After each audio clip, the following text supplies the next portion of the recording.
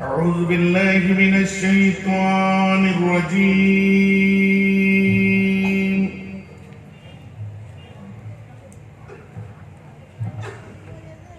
بسم الله الرحمن الرحيم.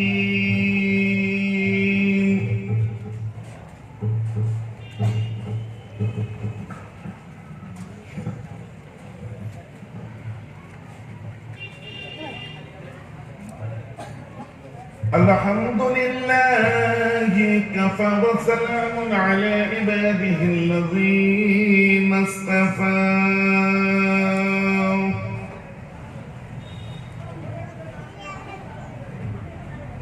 نحمده ونصلي ونسلم على رسوله الكريم.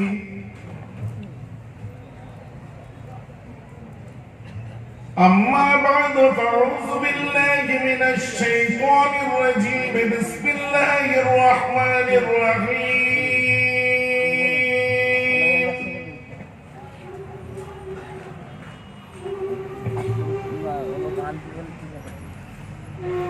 إن الله وملائكته يصلون على النبي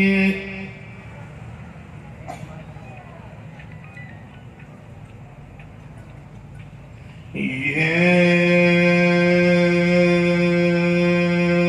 أيها الذين آمنوا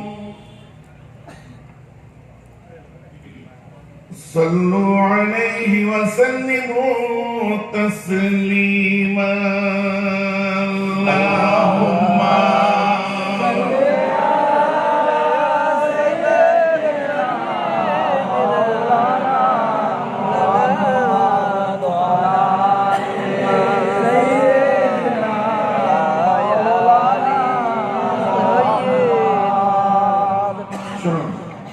জলসা start করার এটা আমাদের কোনো স্টাইল নয় যে দরুদ শরীফ দিয়ে আরম্ভ করতে হবে।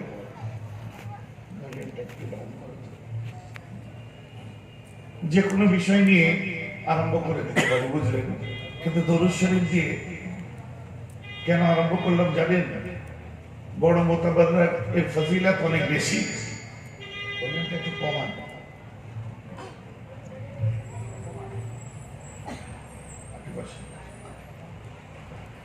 অথবা আপনারা কেউ পড়লেন না, আমার মনটা খারাপ লাগলো। আল্লাহ রাসূল বলছেন, আন্না নবী আলাইহিস সালাতু ওয়াস সালাম قال إني لقيت جبرائيل فبشرني فقال قال الله تعالى عز وجل من صلى عليك صليت عليه ومن سلم عليك سلمت عليه فسجدت لله شكرا. إني لقيت جبرائيل, আমি সাক্ষাৎ করেছিলাম জিবরাইল ফেরেশতার সাথে। ফাবাশশারানি, সে আমাকে সুসংবাদ দিয়েছিল।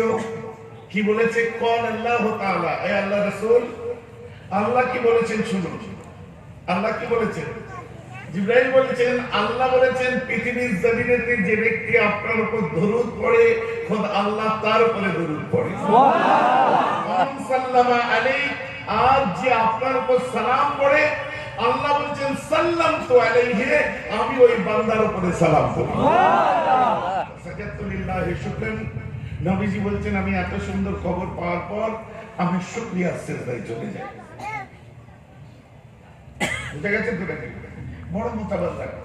দেখুন, আমাদের নামাজ, রোজা, হজ, যাকাত, তাসবিহ, তেলাওয়াত সবাই কম বেশি আমরা করি। যারা করি না, ইনশাআল্লাহ কাল থেকে আরম্ভ করে দিয়া ভালো, কারণ এছাড়া উপায় নেই। কিন্তু আপনার নামাজ, আপনার রোজা, হজ, যাকাত এর ফলে বলিয়ান হয়ে আমরা যে পরিত্রাণ পেয়ে যাবো, এটা আপনারা কেউ দাবি করতে পারবেন না, আমিও পারবো না। তাই তো নাকি?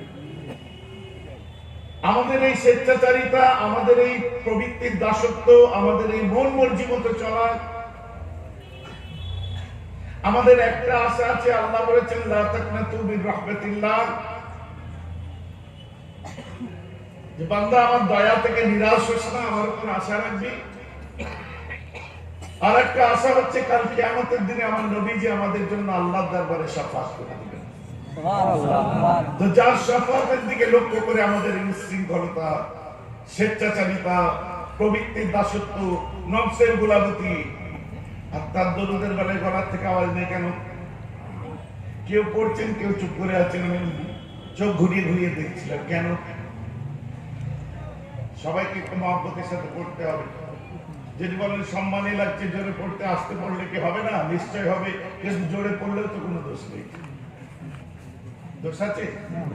সম্মানে লাগার ব্যাপার নেই। যে চটের উপর বসেছেন, বিয়ে বাড়ি গেলে বসবেন কেউ না।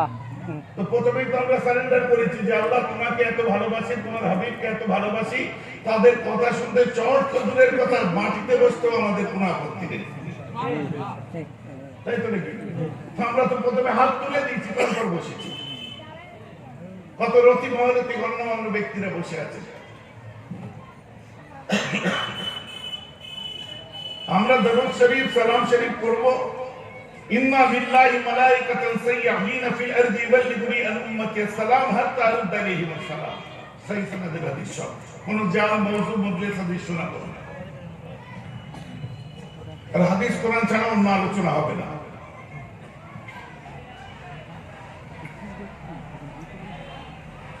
বলছেন আল্লাহর একদল ভ্রমণকারী সাইয়্যাহিন ফেরেশতা, যারা পথে ঘাটে শহরে নগরে উপকণ্ঠে ঘুরে বেড়ায়, আর যেখানে রাসূলুল্লাহর উপর সালাম করা হয় তারা সেই জায়গায় যে উপস্থিত হয়, সেই সালামগুলো নেয়। যারা পড়ছে তাদের নাম, তাদের আব্বার নাম নেয়, রূপোর ট্রেতে করে ওই সালামটা রাসূলুল্লাহর দরবারে পৌঁছে দেয়। আমার নবীজি বলছেন হাত্তা আরুদ্দা ইলাইহিমুস সালাম, উম্মতের সালাম পাওয়া মাত্রই আমি তাদের সালামের জবাবটাও দিয়ে থাকি। বুঝে যাচ্ছে তো নাকি? অবশ্য যদি কেউ মনে করেন নবী আমার হায়াতে আছেন, তাদের কাছে এই কথাটা খুব গ্রহণযোগ্য। আর যদি কেউ মনে করেন না, কুল্লু নাফসিন যায়কাতুল মাউত, প্রত্যেককে মরতে হবে, তো নবীও মরে গেছে, আর ওসব দরুদ সালাম দরকার নেই, আপনি আপনার মতো চলতে পারেন। কথা বুঝতে পারছেন তো? কারণ আমাদের কাছে এই সমস্ত অনেক সমস্যা আছে, অনেক প্রশ্ন আমাদের করে দেয় যে ভাইজান কোরআন বলছে কুল্লু নাফসিন যায়কাতুল মাউত, প্রত্যেককে মৃত্যু স্বাদ চাখতে হবে, মরতে হবে, আর মরলে আমাদের কবর দেওয়া হবে। কবরের মাটি, লোহা, তামা, সোনা, প্লাটিনাম যাই দেন, 10 দিন হোক 10 বছরে হোক খেয়ে নষ্ট করে দেবে। 1500 বছর আগে আমার রাসূল কবরে গেছে, তো মাটিকে নবীর শরীরকে ছেড়ে দিয়েছে, আল্লাহ রাসূলের তো দেহটাও খেয়ে নিয়েছে মাটি। তো সেই হাড় হাড্ডির উপরে নাউজুবিল্লাহ আমাদের দরুদ সালাম পড়ে লাভ রাখি। অনেকে জিজ্ঞেস করতে পারে না ভাই, প্রশ্ন আসে, কারণ নবীজির জন্য তো কোরআন আলাদা নয়, একই কোরআন। শুনুন, আমরা কোন সিলসিলার মানুষ? যেটা বলুন, শুনতে পারেন, ফুরফুরা সিলসিলার। আমার শিবেও বলছে আমিও ফুরফুরা সিলসিলার মানুষ। সবাই বলুন মারহাবা, মারহাবা। আমার মাহফিল শুনতে হিন্দু, মুসলিম, আমার সব প্রিয় মানুষগুলো চলে আসে। এখানে শিবু বসে আছে, বলছে আমি ফুরফুরা সিলসিলার মানুষ। ওর জন্য একবার সবাই বলুন মারহাবা, সবাই জোরে বলুন মারহাবা। বলছে আমি ফুরফুরা, কোন সিলসিলার? মাশাআল্লাহ, আমার জান, এরা জানেন পীর সাহেবদের কাছে কোনো ধর্ম হয় না, যারাই ভালোবাসে তাদেরকে আমরা ভালোবাসি। কথা বোঝা যাচ্ছে? ওর কষ্ট হলে আমার কষ্ট হবে, আপনাদের হবে না? আমরা যে ভাঙা মন, ভালোবাসা দিয়ে জোড়া মানুষ। আল্লাহ আমাদের সকলকে হেদায়েতের রাজপথ দেখিয়ে দিক, সকলে বলুন আমিন। আসুন, যেটা বলছিলাম, আমরা সিলসিলায়ে ফুরফুরা শরীফের মানুষ। আমাদের আকীদা হলো আমার রাসূল হলো হায়াতুন নবী, রাইট? কারো সন্দেহ আছে? আমার রাসূল মরে যাননি, এটা আমাদের আকীদা। আপনি হয়তো বলতে পারেন ফুরফুরা সিলসিলা তো সারা বিশ্বে নেই, সারা পৃথিবীতে ফুরফুরা সিলসিলা নেই, অনেকে ভাবতে পারেন। আপনি ভাবুন, আবার আপত্তি নেই।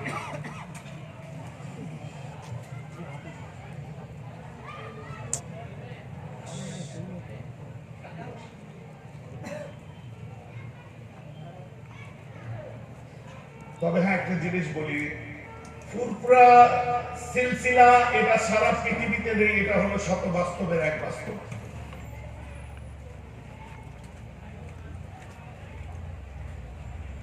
যদি বলেন কেন, ফুরফুরা একটা গ্রামের নাম, এই গ্রামটা ফুরফুরার পাশের থানাতেও নেই। কথা বুঝতে পারছেন? কিন্তু অনেক ছেলেরা আছে যারা এমবিএ করেছে, আর যারা এমবিএ করছে তাদের জিজ্ঞাসা করুন তারা ব্র্যান্ড ভ্যালুর উপরে পড়াশোনা করেছে।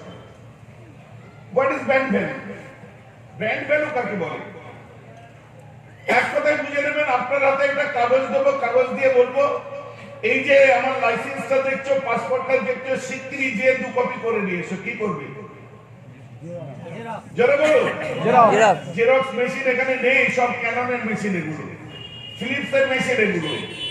জেরক্স যেমন একটা কোম্পানি, ক্যাননও একটা কোম্পানি, ফিলিপস একটা কোম্পানি, বুঝতে পারছেন তো নাকি? তেমনই জেরক্স একটা কোম্পানি। আপনি জেরক্স করতে যাচ্ছেন, কিন্তু ক্যাননের মেশিনে জেরক্স আপনি করবেন কোথা থেকে? তার মানে ফটোকপির জগতে, ফটোস্টেটের জগতে, ফটোকপির জগতে জেরক্স কোম্পানিটা এত বিখ্যাত যে যে কোনো কোম্পানির ফটোকপি করতে গেলে আমরা জেরক্সের নাম আগে। হ্যালো, বুঝতে পারছেন? যুক্তিতে আসতে হবে। খালি সুর, টান, ঘটনা, জজবা অনেক শুনেছেন, আর ওসব বক্তব্যের আমি জন্ম দিয়েছি। কথা বুঝতে পারছেন? জজবা পরে শুনবেন, আগে বুঝুন কোন সিলসিলায় এসেছেন আপনারা, কেন হায়াতুন নবী আমরা জানি না। এটা শুনলে অনেকে বলে বলেন যে কোরআন হাদিসের আলোচনা করেন, প্রথমে এসে ফুরফুরা করবেন না, মনে মনে ভাবতে পারেন। তো আপনার সামনে আল্লাহর একটা কোরআন আমি সামনে রেখে দিই। বিসমিল্লাহির রহমানির রহিম। মান ইয়াহদিল্লাহু ফাহুয়াল মুহতাদ ওয়া মান ইউদ্লিল ফালান তাজিদ লাহু ওয়ালিয়্যান মুরশিদা। সুবহানাল্লাহ বলেন। সুবহানাল্লাহ। ব্যাস, এর ব্যাখ্যাটা আমি পরে করব। আলেম যারা বুঝে নেবেন যে কেন ফুরফুরা শরীফ আরম্ভ করলাম। আমি চা খাচ্ছি আর ইনাদেরকে চা দিলেন না কেন? উনি উত্তর কি দেবেন? আপনার কাছে কাপ আছে, চা দিলাম, ওনাদের কারোর কাছে কাপ নেই, তাই চা দিয়েছি। ঠিক আছে? তো চা খেতে গেলে কাপের প্রয়োজন হয়। আল্লাহ বলছেন মান ইয়াহদিল্লাহু ফাহুয়াল মুহতাদ, আল্লাহ যাকে হেদায়েত দেন তারা হেদায়েত প্রাপ্ত। ওয়া মান ইউদ্লিল, আর যাদেরকে আল্লাহ গোমরাহ করে দেয়, ফালান তাজিদ লাহু ওয়ালিয়্যান মুরশিদা, চোখের সামনে ঘুরলেও ওদেরকে গোমরাহ করেছে, ওরা ওদের জীবনে কোনোদিন মুর্শিদ পাবে না। আর হেদায়েত যাদের দেয়, মুর্শিদ আল্লাহ তাদেরকে দেয়। ওদের কাপ যার, চা তার, মুর্শিদ যার, হেদায়েত তার। ফুরফুরা শরীফ দিয়ে একটু কথা বলছি। আল্লাহ আমাদের কপালে মুর্শিদ দিয়েছেন। সারা আরব বললাম, কই পীর সাহেব একটাও দেখতে পেলাম না। আমি বললাম আমিও তো কই একটা ফেরেশতাও দেখতে পেলাম না। না কোরআনে কি পীর আছে? কোরআনে যেমন পীর কথা নেই, সাহেব কথাও তো নেই। কোরআন পাকে পীর কথা যেমন নেই, আল্লামা কথাও তো নেই। কথা আমার বুঝতে পারছেন কি পাচ্ছেন?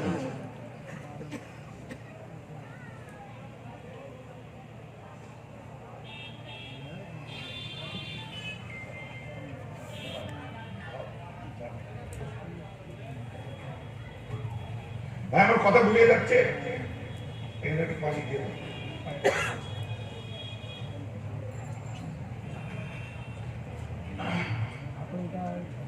কোরআনে আল্লামা কথাও নেই, শেখ কথাও নেই।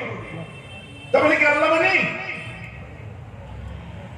কোরআন পাকের মধ্যে ফেরেশতা বলে কোনো কথা নেই, তাহলে কি দুনিয়ায় ফেরেশতা নেই? কোরআন পাকের মধ্যে নামাজ বলে কোনো কথা নেই, তাহলে কি সারা দুনিয়ায় নামাজ নেই? বুঝতে পারছেন তো আমার কথাটা কি? কোরআন পাকে রোজা বলে কোনো কথা নেই, তাহলে কি দুনিয়ায় রোজা নেই? কথাটা বোঝা যাচ্ছে?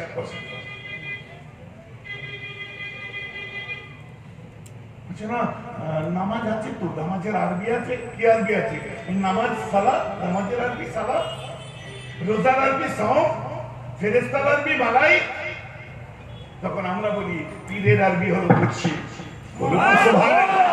আমরাও বলি পীরের আরবি হচ্ছে শাইখ, আমরাও বলি পীরের আরবি হচ্ছে ওয়ালিয়্যান মুরশিদা, আমরাও বলি পীরের আরবি হচ্ছে সালেহীন, আমরাও বলি পীরের আরবি হচ্ছে আবেদীন, আমরাও বলি পীরের আরবি হচ্ছে উলিল আমর, আমরাও বলি আলা ইন্না আউলিয়া আল্লাহি লা খাউফুন আলাইহিম ওয়া লা হুম ইয়াহজানুন। যদি বলুন না সুবহানাল্লাহ। কোনো কথা নেই, আপনি পড়েননি, ওটা আলাদা ব্যাপার। আমার কথা বুঝতে পারছেন? তোমরা বুঝতে পারছো? আমরা বসিয়ারপাল্লামাকে ভালোবাসি, আমরা খোলাপতার দরগাপুরি হুজুরকে ভালোবাসি, আমরা মহিউদ্দিন হামিদি হুজুরকে ভালোবাসি, আমরা ডক্টর শহীদুল্লাহকে ভালোবাসি, আমরা দাদা হুজুরকে ভালোবাসি, আমরা মুফতি আজম মেজর হুজুরকে ভালোবাসি, আমরা পাঁচ হুজুরকে ভালোবাসি। কি কথা ঠিক না ভুল? কেন? কোরআন ভালোবাসতে বলেছে, তাই বাসি। এবার ঠিক আছে, এইবার আসুন, সকালবেলায় ঘুম থেকে উঠে ব্রাশ সাথে কি খুঁজছেন?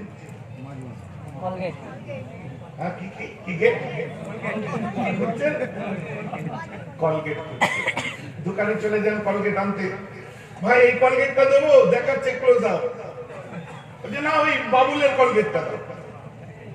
আরে বাবুল আলাদা কোম্পানি, কলগেট আলাদা কোম্পানি, তার মানে ব্র্যান্ড ভ্যালু হাই।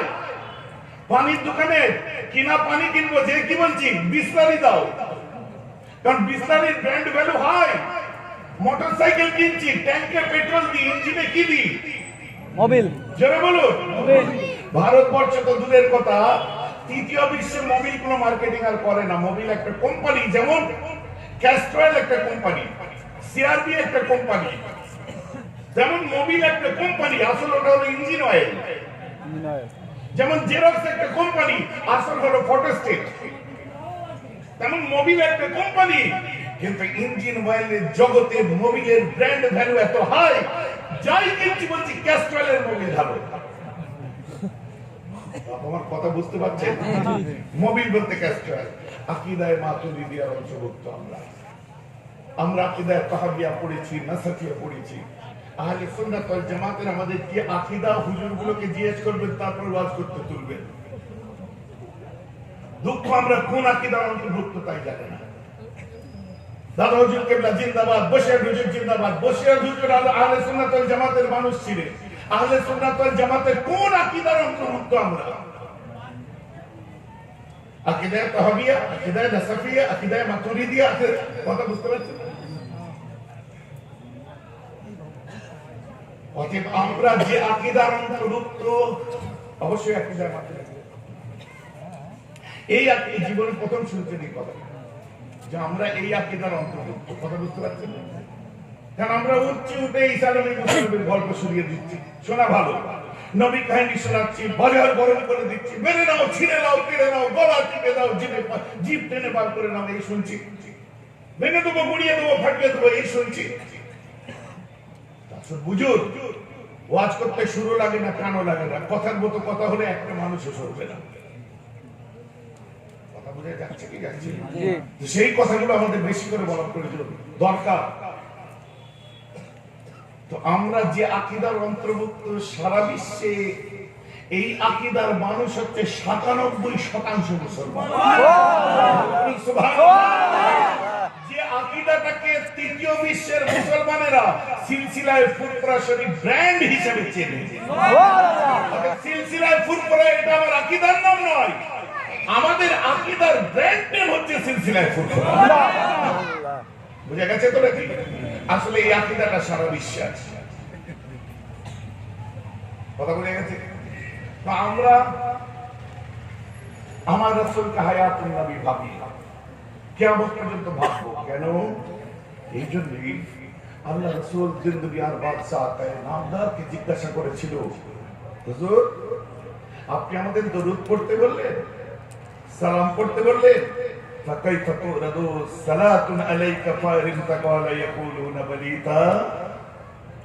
হুজুর আপনার ওফাতের পরে, আপনার মওতের পরে আপনার পবিত্র শরীর মোবারকটাকে যখন কবরের মধ্যে রাখা হবে, কবরের মাটি আপনার শরীরটা খেয়ে নেবে, ধুলোবালি ধুলোকাদার সাথে মিলেমিশে আপনার শরীরটা ধুলোবালি ধুলোকাদা হয়ে যাবে। ওই সময় আমাদের দরুদ, আমাদের সালাম আপনার কবরে পৌঁছে লাভ কি হবে? প্রশ্ন করলেন সাহাবা। কে প্রশ্ন করলো? সাহাবা। উত্তর কে দেবে?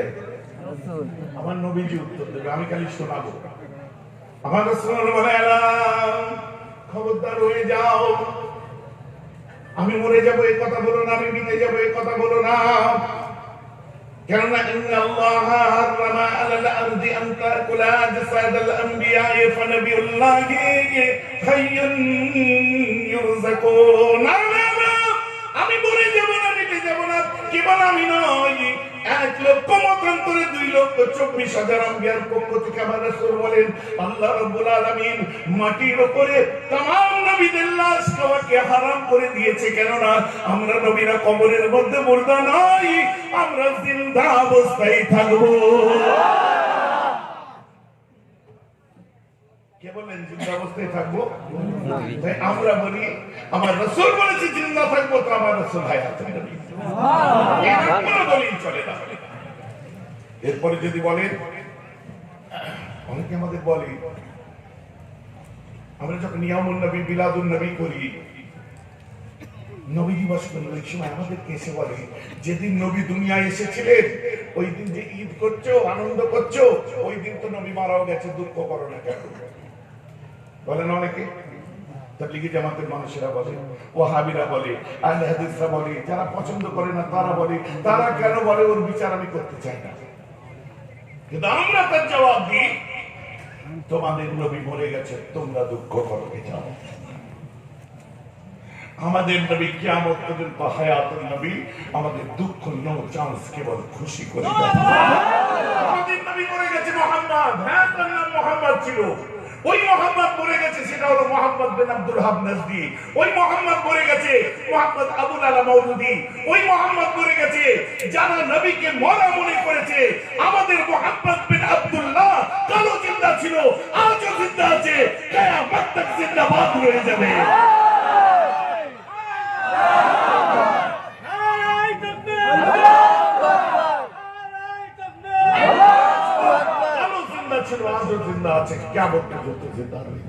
হায়াতুন নবী, অতএব হায়াতুন নবীর উপরে আমরা একটা দরুদ শরীফ মুহাব্বতের সাথে পড়তে বললাম। আল্লাহ কোরআন পাকে কি বলছেন? ওয়ালাল আখিরাতু খায়রুল লাকা মিনাল উলা। দুনিয়ায় যা পাচ্ছ আখিরাতে তার থেকে অনেক উঁচু মাকাম পাবে। ইমাম তাকিউদ্দিন সুবকির মতো ইমাম, ইমাম নববীর মতো ইমাম, যার লেখা তাফসীরে জালালাইন না পড়লে আমি আপনি মওলানা হতে পারবো না। ইমাম জালালউদ্দিন সুয়ুতী বলছেন যে দুনিয়ায় তুমি যা পাচ্ছ আখিরাতে অনেক উঁচু মাকাম পাবে, সেটা দুনিয়ার থেকে 70,000 গুণ উঁচু হতে পারে। আমরা যখন মরবো আমরা আমাদের রূহটা যাবে ইল্লিনে। আর খারাপ মানুষ, ভালো মানুষ মরলে রূহ কোথায় যাবে? ইল্লিনে যাবে। কোথায়? চলে বলুন, ইল্লিনে যাবে, মাকামে ইল্লিন বলা হয়।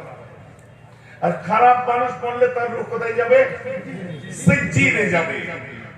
এখন আমি যদি বলি যে আমরা মরলে আমাদের রূহ কোথায় যাবে, কিছু মানুষ বলবেন, কিছু মানুষ চুপ। এখন আমরা যদি বলি আপনারা বলেন, তো রূহটা কোথায় যাবে? হয়ে গেল। মাশাআল্লাহ, ইনশাআল্লাহ, ইল্লিন। সকলে বলেন ইনশাআল্লাহ। বুঝতে পারছেন আমাদের নামাজ পড়ার হাল কি? ভাই ভালো নাই খারাপ, যে কোনো একটা জায়গায় যাবে তো। এমন ইবাদত করছি মধ্যে লটকে আছে, না ভালোই না খারাপে, কোন দিকে মত দিতে পারছে। আমরা তো রোজা রাখছি, একটা তো মত দেবো, হয় ইল্লিন নয় সিজ্জিন। আমরা তো দান খায়রাত করছি, একটা তো মত দেবো, হয় ভালো নয় খারাপ। বোঝা যাচ্ছে না? যাচ্ছে। আপনারা সব চুপ, কয়েকজন বলছে ইনশাআল্লাহ ইল্লিন, সব বলতেন না জানি না, আমার পুরনো ওয়াজ শুনেছে নাকি আল্লাহ জানে। কনফিডেন্টলি বলুন ইনশাআল্লাহ আমরা ইল্লিনে যাব। ইনশাআল্লাহ আমরা ইল্লিনে যাব। বুঝতে পেরেছেন? যদি বলেন হাউ ক্যান দিস পসিবল, কি করে ইল্লিনে যাবে আপনি বলছেন? এ বাবু, স্কুলে কারা পড়ো একটু হাত তুলে দেখাও। বাচ্চারা, মাশাআল্লাহ, তুমি পড়ো। আর কে পড়ে? ছোট্ট ছোট্ট বাচ্চা, একটু থেকে বড় মতো কেউ নেই? ওটা দাও, জানো বাস, আপনার হাতে হবে না। কোন ক্লাসে পড়ো চিল্লে বলো। স্ট্যান্ডার্ড 2, তুমি 6, মাশাআল্লাহ। পরীক্ষা হয়ে গেছে, সামনে বছর পরীক্ষা হবে, তাই তো? ফার্স্ট হতে পারবে?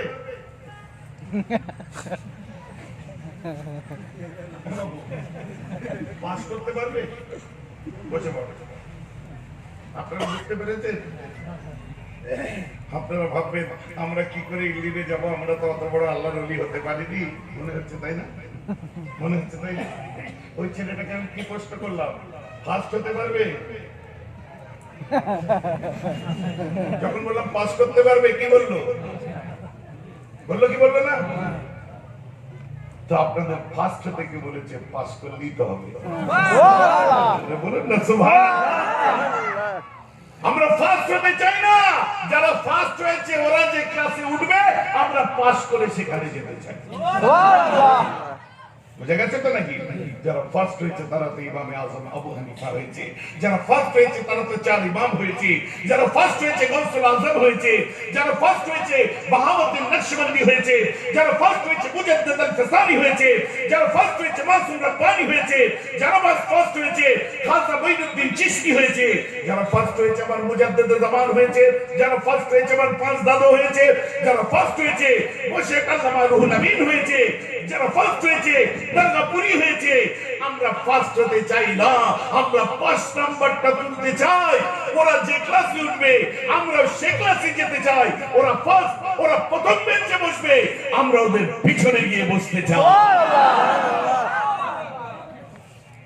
কথা বুঝে গেছে রে জানি? ফার্স্ট হওয়ার দরকার কি? 5 নাম্বার উঠবে তো নাকি? উঠবে তো? সবাই বলছে ইনশাআল্লাহ। তাহলে 5 নাম্বার উঠলে আমাদের রূহ কোথায় যাবে? সবাই বলুন বুঝে গেছেন তো নাকি? 5 নাম্বারটুকু তুললেই তো হয়। যা ইবাদত করছি একটু মনে হচ্ছে না ইনশাআল্লাহ আজকে নামাজ আল্লাহ কবুল করে দেবেন? সমস্যা নেই। কেন ঝেড়ে টেড়ে নামাজ পড়ছেন? মেরে দিয়ে নামাজ পড়ছেন? মানুষের মনে দুঃখ দিয়ে নামাজ পড়ছেন? তার তো কনফিডেন্ট থাকবে যে হ্যাঁ আমি যে কাজ করেছি ইনশাআল্লাহ আল্লাহ কবুল করে নেবে। সকলে বলেন ইনশাআল্লাহ। ইমাম তাকিউদ্দিন সুবকির একটা কওল শোনাই এবং तमाम আইম্মারা মুত্তাফিক হয়েছে কওলটার উপরে, উলামাদের কওল, আইম্মাদের কওল, ইমামদের কওল। সেটা কি বলছে? আমার রাসূল দিন দুনিয়ার বাদশা যে মাটিতে শুয়ে আছে ওই মাটিটা দুনিয়ার এবং আখিরাতের সর্বসম্মানীয় স্থান। আমার রাসূলের শরীরে লেগে থাকা মাটিটা আল্লাহর আরশের থেকে মূল্যবান। আল্লাহু আকবার, আল্লাহু আকবার। ইমামদের কওল, আইম্মাদের কওল যে রাসূলের শরীরে যে মাটিটা লেগে আছে ওই মাটিটা সর্বোচ্চ সম্মানীয়, আল্লাহর আরশের থেকে মূল্যবান। সুবহানাল্লাহ। ঠিক আছে, কি মূল্যবান? আল্লাহর আরশের থেকে কি মূল্যবান? মাটি মূল্যবান। যে মাটিটা রাসূল পাকের শরীরে লেগে আছে, তাহলে শরীরটা কত মূল্যবান? খুব আজ বোঝা যাচ্ছে। মাটিটা যদি অত মূল্যবান হয় তাহলে নবীজির শরীরটা কত মূল্যবান? ওটা কিসের থেকে? তার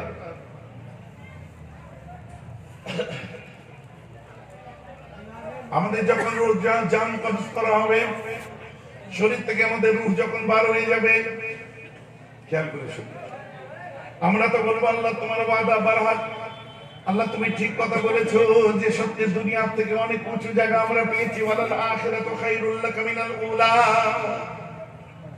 আমরা যা পেয়েছি উচ্চ মাকাম পেয়েছি, দুনিয়ার থেকে অনেক ভালো জায়গা তুমি আমাদের দান করেছো, কিন্তু যার শরীরে লেগে থাকা মাটিটা আল্লাহর আরশের সবথেকে সম্মানীয় জায়গা, তার থেকেও যদি মূল্যবান হয় আমার রাসূলের শরীরটা কত মূল্যবান। আর ওই শরীরের মধ্যে যে রূহ থাকবে ওই রূহ কি আমার আল্লাহ আখিরাতে আর কত উঁচু জায়গা দেবে। আজকে বুঝতে পেরেছেন? বুঝে গেছে?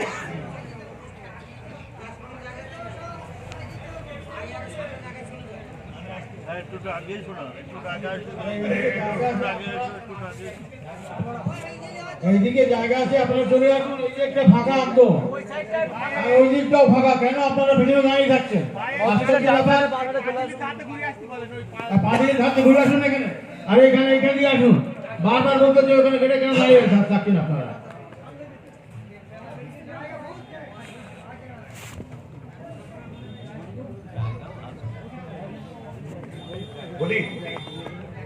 বলি আমি কি কথাটা বললাম বুঝতে পেরেছেন?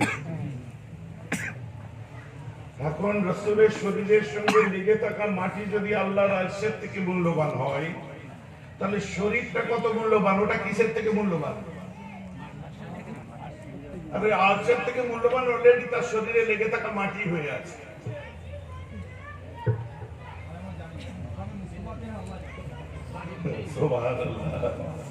মাকামে মুস্তাফা জানে তো জানে কে?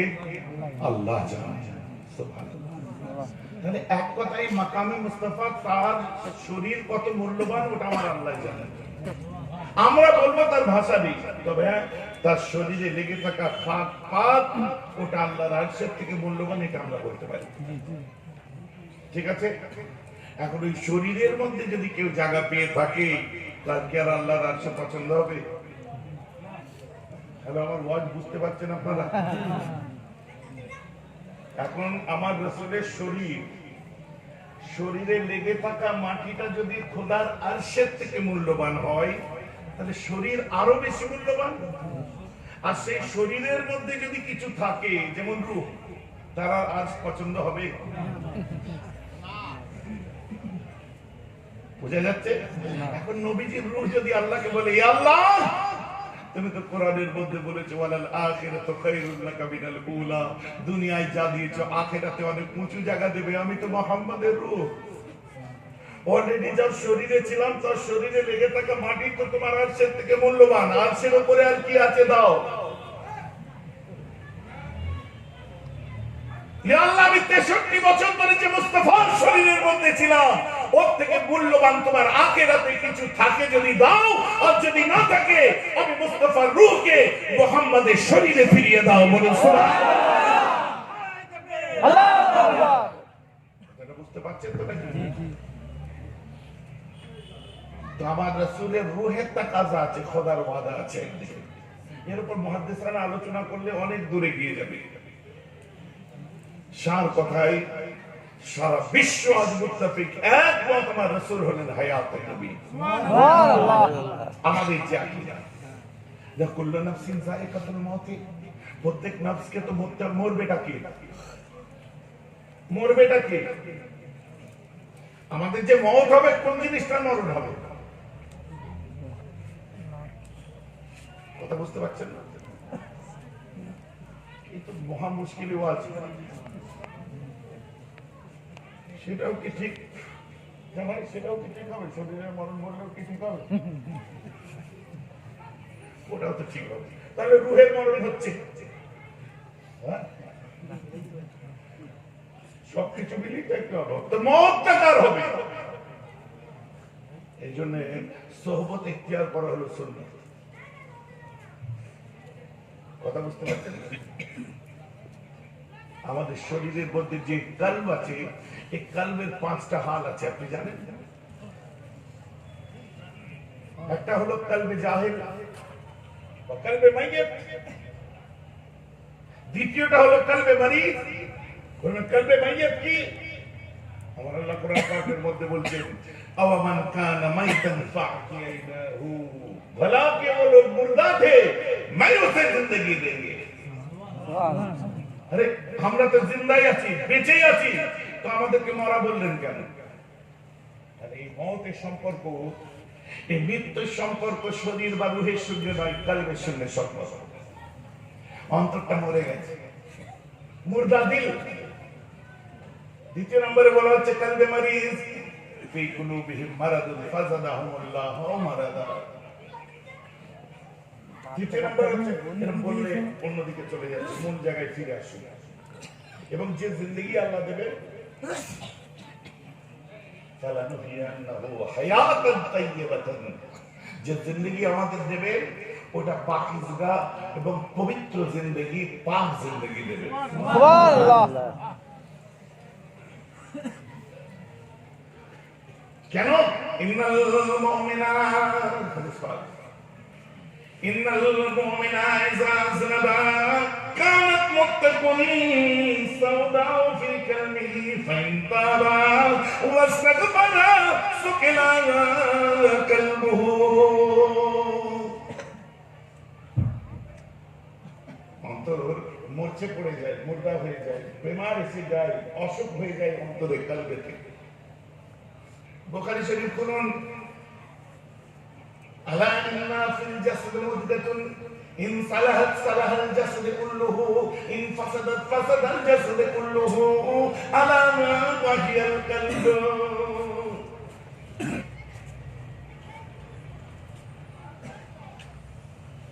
আলোচনা এসে গেলে একটু রেখে দিলাম, পিছিয়ে যাবে।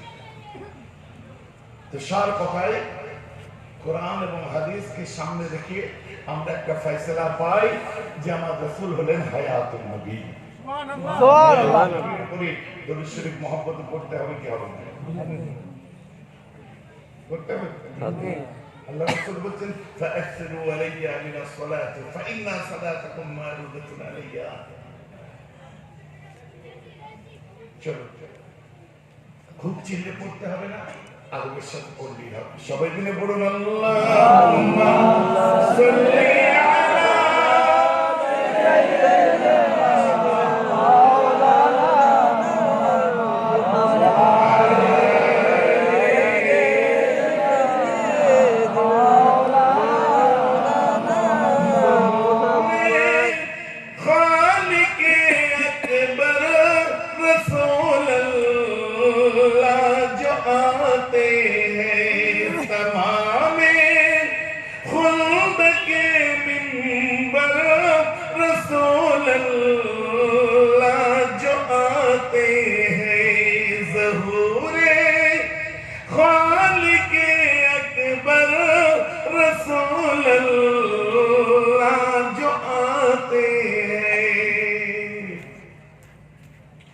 बिछा दो फर्शियों का लगा दो जान का तकिया अभी उम्मतों को बख्शा कर रसूल अल्लाह जो आते हैं अभी उम्मतों को बख्शा कर रसूल अल्लाह जो आते हैं अल्लाहुम्मा सल्ली अला सय्यिदिना मौलाना मुहम्मद व आले सय्यिदिना मौलाना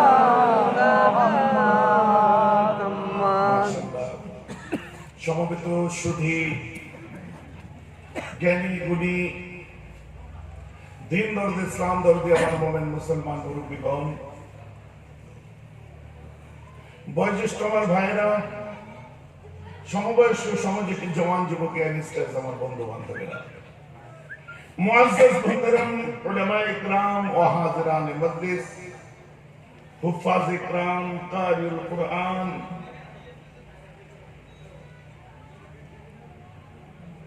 আবেদ জাহিদ কামিল, আমার প্রিয়জনেরা, আমার ব্যবসায়ী ভাইরা, কৃষি কাজ করা ভাইরা, চাকরিজীবী ভাইরা, পর্দার অন্তরের অবস্থিত বোনেরা, মায়েরা, স্নেহের কচি কাঁচা বাচ্চারা, আজকের জলসার কমিটির সাহেবান, সাথে সাথে এখানে বহু মানুষকে দেখতে পাচ্ছি যারা মুফতি আজম মির্জা হুজুর কেবলার কাছে বসে তরিকা মশ করছেন, তাদের করেছেন, তাদের চেহারাটা দেখে ধরা পড়ছে। কথা আমার বুঝতে পারছেন? যদি বলেন আপনি কি করে বুঝলেন, আপনার পাশের মানুষটার কানে জিজ্ঞাসা করুন উনি তরিকা মশ করেছে। আপনার পাশে, হ্যাঁ, যাকে দেখলেন জিজ্ঞাসা করেছে। কথা বুঝতে পারছেন না? জিজ্ঞেস করেন যে হুজুরের কাছে তরিকার সবক নিয়েছিলেন, জিজ্ঞেস করে দেখেন বনে যারা মৌমাছি ধরে না, মধু কোন দিকে আছে মাছি থেকে বুঝতে পারে। তো আমরা আবার ছোট্ট থেকে হুজুর কেবলার কাছে বসে ওই চেহারা দেখে একটু বোঝা যায় যে কোথায় কি মধু আছে। এখানে বহু মানুষ বসে আছে যারা আমার মুফতি আজমের হাতে বায়াত এবং বাকায়দা তরিকা মাস করা মানুষ, ইলমে তাসাউফের জগতের, ইলমে মারিফাতের জগতের বহু মানুষের মধ্যে বসে আছে। আপনাদের সকলকে আমার শ্রদ্ধা, প্রত্যেককে আমি আমার সালাম, আমার মোবারকবাদ জানাই। বিলখুসুস জাতি ধর্ম নির্বিশেষে আমার যে সমস্ত হিন্দু ভাইরাও এসেছেন আমি তাদেরকেও অন্তর থেকে জানাই আমার মোবারকবাদ। আমার আল্লাহ কেবলমাত্র মুসলমানদের জন্য নয়, কোরআন পাকে কোন জায়গায় লেখা নেই আপনার আলহামদুলিল্লাহ রাব্বিল মুসলিমিন, সেখানে লেখা আছে আলহামদুলিল্লাহ রাব্বিল আলামিন। কোন জায়গায় আমার রাসূলের কথা বলেনি ওমা আরসালনাকা ইল্লা রাহমাতাল লিল মুসলিমিন, বরং বলা হয়েছে ওমা আরসালনাকা ইল্লা রাহমাতাল লিল আলামিন। কথা বুঝতে পারছেন? অতএব আমার রাসূল সবার জন্য দয়ার প্রতীক, আমার রাসূল সবার জন্য পৃথিবীর জমিনেতে রহমত হয়ে এসেছেন। অতএব তার আলোচনা সবাই আমরা শুনবো, শুনে আমাদের অন্তরকে মুগ্ধ করব। এখন আমি চিন্তা করছি আপনাদের কাছে আমি কি বিষয় নিয়ে আলোচনা করব। নতুন করে শোনার মতো ওয়াজ আর আপনাদের বাকি আছে বলে আমার মনে হয় না ভাই। দাদুদের ওয়াজ শুনেছেন, বাপ চাচাদের ওয়াজ শুনেছেন, দিগার উলামা ইকরামদের ওয়াজ শুনেছেন, মুহাদ্দিসিন মুফাসসিরিনদের ওয়াজ শুনেছেন, কত উলামা উদাবা মুকাবা তারা এসে আপনাদের ওয়াজ শুনিয়েছে, আপনারা শুনে রীতিমতো মুগ্ধ হয়েছে। এত ওয়াজ শোনার পর নিট রেজাল্ট কি হয়েছে? নামাজির নামাজে অভাব নেই, রোজদারের রোজাতে অভাব নেই, হাজির হাজিতে অভাব নেই, যাকাত দেনে ওয়ালার দানিতে অভাব নেই, কলমা পড়নে ওয়ালা মোমেনের অভাব নেই। অভাব কোথায়? লাখো মোমেন হ্যায় মগর ঈমান মে কামিল নেহি। অভাব ওই জায়গায় হয়ে গেছে। লাখো মোমেন আছে কিন্তু ঈমানে কামিল নয়। কলবের যে দ্বিতীয় ভাগ বলছে কলবে মরিজ, এটা আম মুসলমানের কলব। সে নামাজও পড়বে, রোজাও রাখবে, হজ্জ করবে, যাকাত দেবে, ইবাদত করবে, রিয়াজত করবে, ভালো কাজ করবে, কোন তার ইবাদতের ত্রুটি থাকবে না। কিন্তু হচ্ছে কলবে মরিজ, মানে ওর অন্তরে ব্যাধি থাকবে, অন্তরে রোগ থাকবে, অন্তরে অসুখ থাকবে। আর সে অসুখ, সে ভাইরাস এমন একটা ভাইরাস, সে অসুখ এমন একটা অসুখ, ওর কাছে করোনা ভাইরাসও কাজ করবে না। এটা ভাইরাস আছে না, করোনা ভাইরাস আশা ছিল। আমার রাসূলুল্লাহ বলছে যখন দুনিয়ায় বেহায়াই বেড়ে যাবে তখন তাউন বলে একটা রোগ আসবে। সেই রোগটার উপসর্গ কি? হচ্ছে নাসলে তখন নাক থেকে পানি পড়বে, শরীরে সবসময় জ্বর ভাব, কখনো তেজ বোখার আসবে, কিডনি দুর্বল হবে, লাংসের মধ্যে ফোড়া হবে। কথা বুঝতে পারছেন না? হার্টবিট মানে দিলের ধড়কন কমে যাবে। কেন? দুনিয়ার জমিনে যখন বেহায়াই বেড়ে যাবে।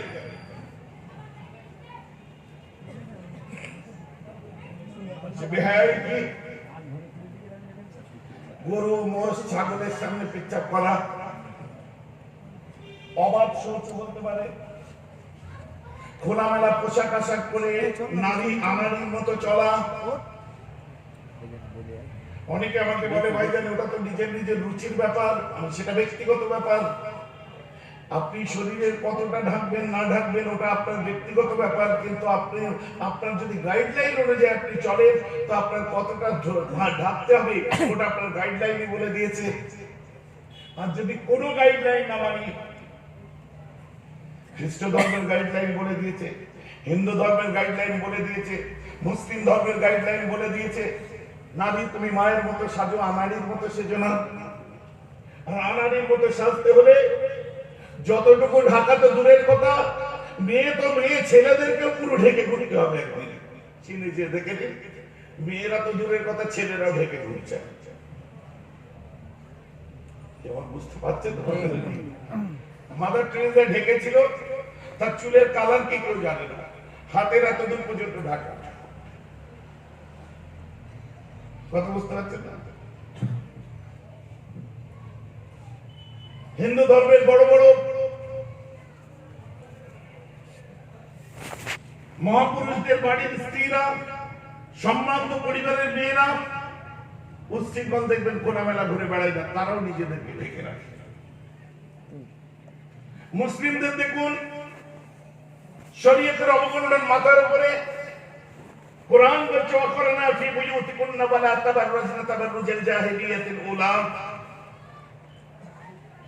কোনো বাধা নেই, আপনি নিত্য প্রয়োজনীয় কাজে বেরোতে পারেন, স্কুলে যেতে পারেন, কলেজে যেতে পারেন, মাদ্রাসায় যেতে পারেন, জ্ঞান অর্জন করতে যেতে পারেন। আপনার আন্ডারগার্মেন্টস কিনতে হবে, লজ্জায় কাউকে বলতে পারছেন না, নিজে যেও কিনতে পারেন। ওয়ালা তাবাররাজনা তাবাররুজাল জাহিলিয়াতিল উলা, অজ্ঞতার যুগের মতো তুমি নিজেকে ওপেন করে নিয়ে অন্যের খোরাক হিসেবে, অন্যের চোখে জিনার মদদগার হিসেবে তুমি যেও না, বরং শরীয়তের অবগুণ্ঠন মাথায় তুলে নিজেকে ঢেকে নিয়ে নারী তুমি মায়ের মতো যাও, আনাড়ির মতো যেও না। সুবহানাল্লাহ, সুবহানাল্লাহ। বুঝতে পারছেন? যখনই সেটাকে প্রত্যাখ্যান করতে আরম্ভ করলো, যে চীনের জমিনেতে বোরকা পরে ঘোরা যাবে না, চীনের জাতীয় পোশাক নিতে হবে, কোরআন পাকের মধ্যে যে সমস্ত কথাগুলো লেখা আছে অনেক আপত্তি আছে, নতুন করে কোরআন লেখা হবে। কথা বুঝতে পারছেন না? কোরআনের সংশোধন হবে, এবং তার জন্য যারা বিরোধ প্রকাশ করলো তাদের উপর অত্যাচার জুলুম চললো। বাবাজি কথা বুঝে দেন। এখন দেখুন মুসলিম নয়, মেয়ে তো মেয়ে, ছেলেরা এমন ভাবে ঢেকেছে, নিঃশ্বাস কোথা দিয়ে ঢুকবে আল্লাহ জানে। আমি এয়ারপোর্টে ঢুকছি, আমাকে স্প্রে করে পা থেকে মাথা পর্যন্ত ধুয়ে দিল। প্লেনের মধ্যে বিকেল বন্ধ কি স্প্রে করা আছে। কি ভয় লাগছে যদি করোনা ভাইরাস এসে যায়। আমাদের সমাজে কত ভাইরাস আছে, বলছে মাস্ক পরুন, আমি মাস্ক পরে দিলাম, নিঃশ্বাস দিতে কষ্ট হচ্ছে, এরকম তুললাম। আমার আর ভয়ের কি আছে, আল্লাহ তো যে জায়গা থেকে আপনাদের দোয়ায় ফিরিয়ে এনেছে, কি আপনাদের দোয়া আবার স্টেজে উঠে ওয়াজ করছি। তবে হ্যাঁ, পড়াশোনা করার সলিড একটা টাইম পেয়ে গেছিল। আব্বা চলে যাওয়ার পর, বড় আব্বা যান চলে যাওয়ার পরই এমন অসুস্থতার মধ্যে পড়লাম, এই 2.5 বছর পার হয়ে গেল, এখনো শুধরে উঠতে পারছি না। 2024 পর্যন্ত ট্রিটমেন্ট চলছে। ওই লাংসের ব্যাপার, হাঁপানি টাপানি না। তো যাই হোক, আমি আমার মাঝে মধ্যে বিশ্বাস দিচ্ছি, খালি বলছি মাস্ক খুললি বলছে, কারণ আমার বিশ্বাস, আমার নবীজি বলেছে, যদি তোমাদের মধ্যে কেউ এমন মারণ রোগেও চলে যায়, আমার নবীজি বলেছে যদি কেউ মারণ রোগেও চলে যায়, আর তার যদি কোনো ঝুটো করা পানি রয়ে যায়, তুমি যদি সেই পানিটা পান করো, সুরুল মুমিনের শিফাউ, ও যদি মুমিন হয়, ওর ঝুটো করা পানিটা তোমার শরীরের রোগ ভালো করে দেবে। জানি কি কথা বলছেন? তাহলে মনে পড়ছে না হযরত ওমর ফারুক রাদিয়াল্লাহু আনহুকে, ওই যে বাদশা, আমি তো শর্টে সংক্ষেপে বলছি, তীরের মাথার উপরে বিষ লাগিয়ে যুদ্ধ করার জন্য একটা বিষ পাঠিয়েছিল, বিসমিল্লাহির রহমানির রহিম বলে পান করে নিল। বলে হুজুর করছেন কি, আমার গর্দান চলে যাবে। বলছে এই বিষটা আমি আল্লাহর নাম নিয়ে খেয়েছি, মধুর থেকেও বৃষ্টি লেগেছে। বলুন সুবহানাল্লাহ। ভাইজান, আপনি লেটেস্ট ওয়ার্ল্ডে বক্তৃতা দিচ্ছেন, lot of educated people here, like a doctor, like a master, like a student of physics. এর মধ্যে এমবিএ করা ছেলে আছে, এমসিএ টেক করছে, বিবিএ বিসিএ করছে, তাদের কাছে এই বিষ খাওয়ার কথাটা বললে আপনারা ভুলে যাচ্ছেন কেন? কোবরাম্যানের কথা ভুলে যাচ্ছেন কেন? জাপানে কোবরাম্যান এবং সে যে ট্রেনিং দিয়েছিল, মার্শাল আর্ট যাদেরকে শিখাতো তাদের শরীরে এমন একটা রেজিস্ট্যান্স পাওয়ার তৈরি করেছিল, বিষাক্ত কোবরা দিয়ে তাকে কামড়ালেও তার শরীরে বিষ হতো না, কারণ ও এত পরিমাণে ড্রাগ বা এই জাতীয় কিছু জিনিস খেত যে ওকে কামড়ালে সঙ্গে সঙ্গে সাপই মরে যেত। বুঝতে পারছেন কি পারছেন? তাহলে যদি একটা ড্রাগ মানুষের মধ্যে রেজিস্ট্যান্স পাওয়ার তৈরি করতে পারে, মাছের মাথা খেয়েছেন কোনোদিন? কি বলছেন? মাছের মাথা খেয়েছেন? আমিও খাওয়া শিখে গেছি এখন। যখন মাছের মাথা শুধু খেলে হবে না, ওর মধ্যে কত সুন্দর নাঙলের পাল আছে দেখবেন, কাস্তে আছে দেখবেন, ওর মধ্যে কত কত কি আছে, তাই করে কি একটা একটা করে যখন খুলবেন, পার্ট বাই পার্ট যে জয়েন্ট করা আছে, খালি পেট ভরে পেয়েছেন আর মুড়িয়ে খেয়ে নিলে হবে না। একবার চিন্তা করেছে যে কারিগরটা কে, সৃষ্টিকর্তাটা কে, কি করে তৈরি করেছে, এরপরে আরেকটা, তারপরে আরেকটা, ভিতরে এত কারুকার্য। সুবহানাল্লাহ। আপনার শরীরের মধ্যে যে মেকানিজম আছে, এই মেকানিজম ক্রিয়েট যে করলে একবার আপনি ভেবে দেখলেন না?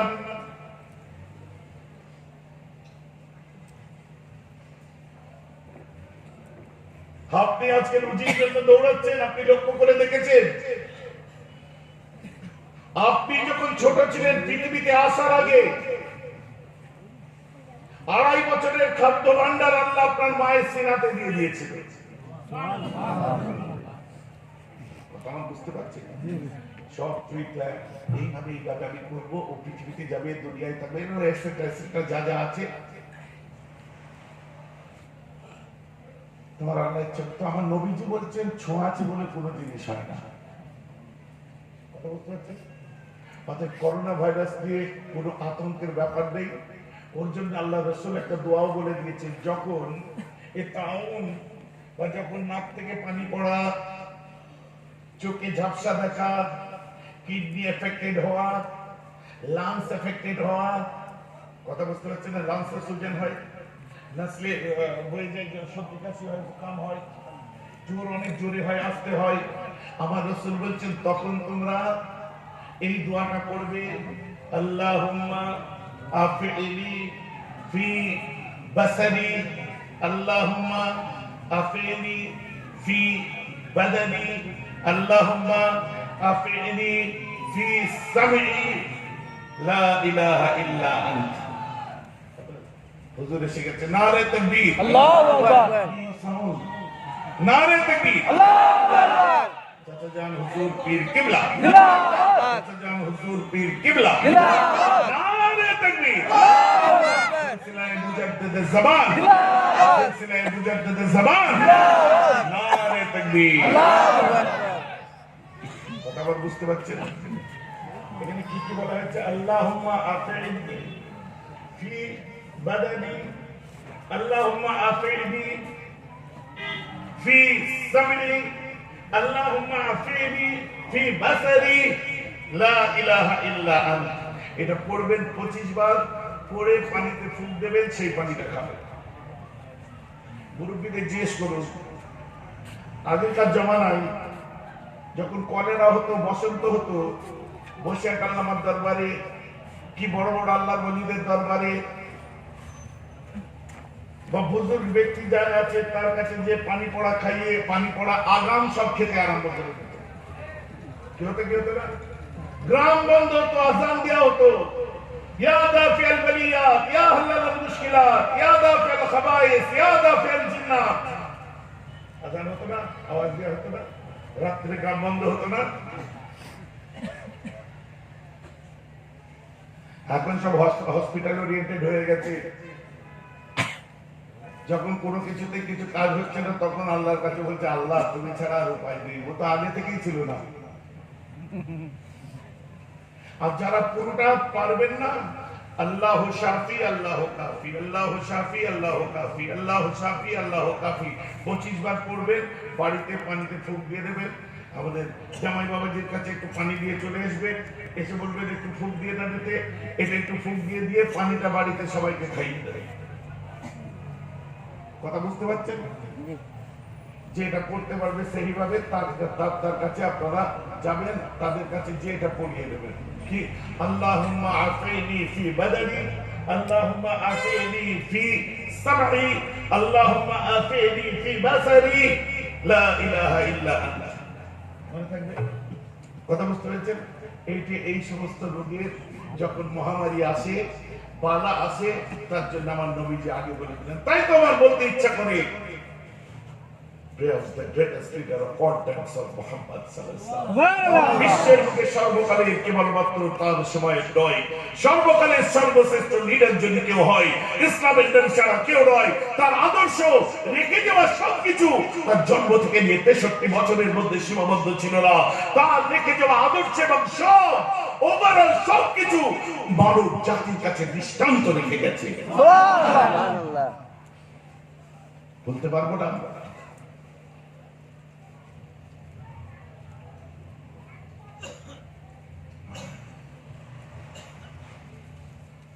আমার মুসলমান, বর্তমান সময় এসে গেছে ফতোয়াবাজির সময়। মরে পর্যন্ত শান্তি পাওয়া যায় না, মরেও তো শান্তি নেই। কেন? জানাজা পড়তে যেন অশান্তি আরম্ভ হয়ে যাবে। ওয়াজ শুনতে তো খুব বসলেন আজ। আমি দুনিয়াবি কথা বলি না, ও শোনার আশাও রেখে ভাইজান এনআরসি নিয়ে কি হলো একটু বলুন। এখন সব 8 ঘন্টা 1 ঘন্টার বিষয়বস্তু হয়ে গেছে এনআরসি। ওটা আমার ইন্টারভিউ গুলো দেখে দেবেন, ওইসব নিয়ে যেসব লেকচার আছে সেগুলো দেখে দেবেন। আপনাদেরকে এতটুকু বলে দিচ্ছি, ঘাবড়াবার কিছু নেই, ভয় করার কি আছে। আগে আগে দেখো হতা হ্যাঁ ক্যা। কথা বুঝতে পারছেন কি পারছেন? তবে ছোট্ট কথা, এই আমাদের আন্দোলন নয়, এটা বাঙালিদের আন্দোলন। এতদিন পরে টোটাল হিন্দু মুসলিম সমন্বয়ে সব বাঙালিরা বুঝতে পেরেছে, এতদিন পরে বুঝতে পেরেছে যে না, এটা সত্যি মুসলিমদের ব্যাপার না, এটা আমাদের সবার ব্যাপার। কারণ ভোটার আইডি দিয়ে দিতে হবে, আধার কার্ড দিয়ে দিতে হবে, প্যান কার্ড দিয়ে দিতে হবে, পাসপোর্ট দিয়ে দিতে হবে, এবং নাগরিকত্ব পাওয়ার জন্য আমাদের অ্যাপ্লাই করতে হবে। আর যখনই অ্যাপ্লাই করবে, আগে ছিল বৈধ নাগরিক, পরে হয়ে গেল অবৈধ নাগরিক। প্রমাণ তুমি দিচ্ছি যে আমি এখানকার নাগরিক নয়। কথা বুঝতে পারছেন? মানে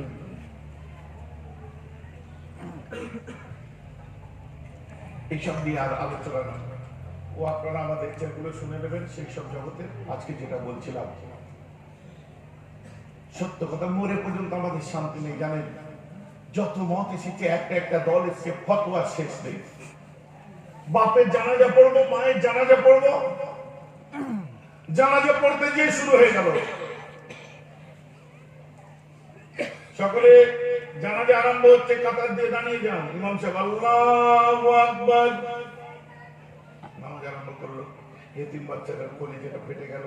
আহারে, যে আওয়াজটা শুনতাম অন্যের জন্য, আজ আমার মায়ের জন্য শুনতে হচ্ছে। একটা বাপারা মাহারা বাচ্চা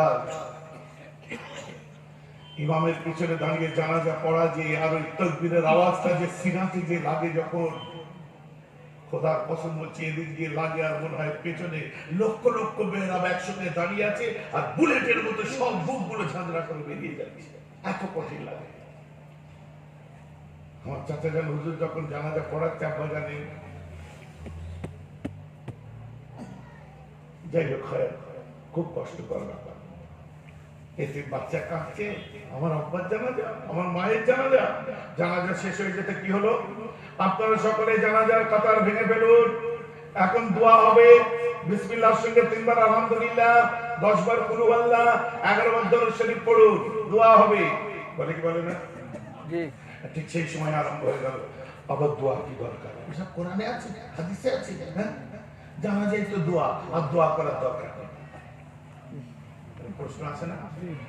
অনেকে বলেন, বিশেষ করে ওয়াহাবীরা বলে, আহলে হাদিসরা বলে না, জানাজাই তো দোয়া, দোয়ার কি দরকার? ওটা আপনাদের কাছে বলে, আমার সামনে বলতে পারবে না। আপনারা যারা মনে করেন জানাজা দোয়া করা, শুনুন, জানাজা কেবলমাত্র দোয়া নয়, জানাজা হলো নামাজ। নামাজের মধ্যে দিয়ে দোয়া চাওয়া হয়। কথা বুঝতে পারছেন না? কারণ দোয়ার জন্য উযু শর্ত নয়, জানাজার জন্য উযু শর্ত। দোয়ার জন্য কাতার দিয়ে দাঁড়ানো শর্ত নয়, জানাজার জন্য কাতার দেওয়া শর্ত। দোয়ার জন্য কিবলার দিকে মুখ করা শর্ত নয়, জানাজার দিকে কিবলার দিকে মুখ করা শর্ত। জানাজার জন্য ইমামের পিছনে ইক্তেদা করা শর্ত নয়, দোয়ার জন্য। জানাজার জন্য ইমামের পিছনে ইক্তেদা করা শর্ত। জানাজার জন্য 4 তাকবীর, দোয়ার জন্য 4 তাকবীর শর্ত নয়, জানাজার জন্য 4 তাকবীর শর্ত। অতএব জানাজা কেবলমাত্র দোয়া নয়, দোয়া নয়, দোয়া নয়।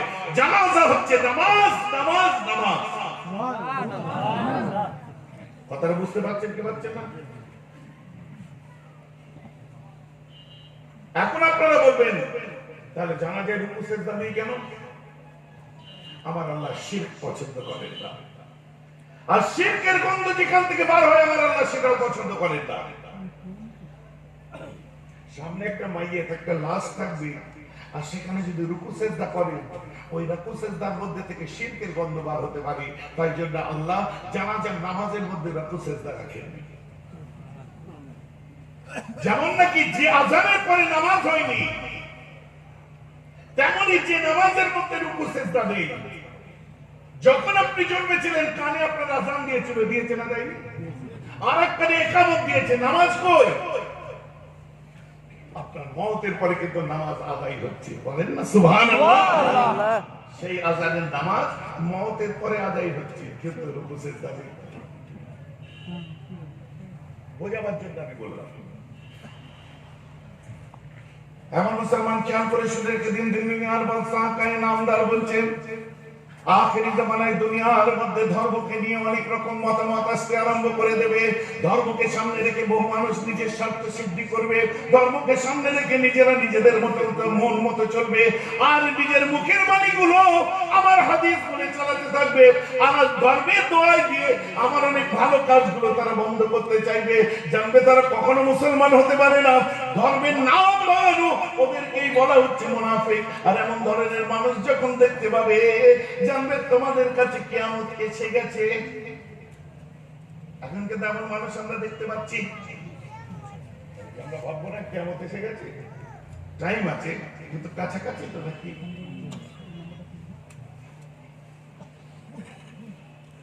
আন্টার্কটিকার বরফ এমন ভাবে গলছে,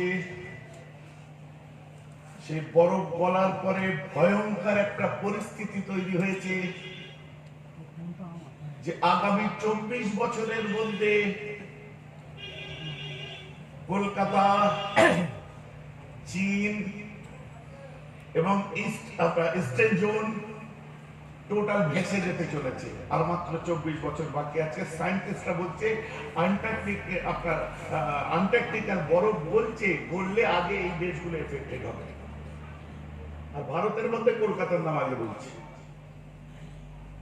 ভয় করি না, আগে আগে দেখবো হতে হয়। করোনা ভাইরাস ইমানের মধ্যে ভাইরাস ঢুকিয়ে দিচ্ছে। আমার রাসূল এক সময় 2 জন সাহাবাকে ডাক দিলেন, একজন মুহাজির অপরজন আনসার। 2 জন সাহাবা আল্লাহর রাসূলের কাছে যে দাঁড়ালেন, বললেন, বাবা বড় কঠিন দিন এসে গেছে, তোমরা বর্ডারের ধারে চলে যাও, পাহারাদারের কাজ করো, গিয়ে যাও।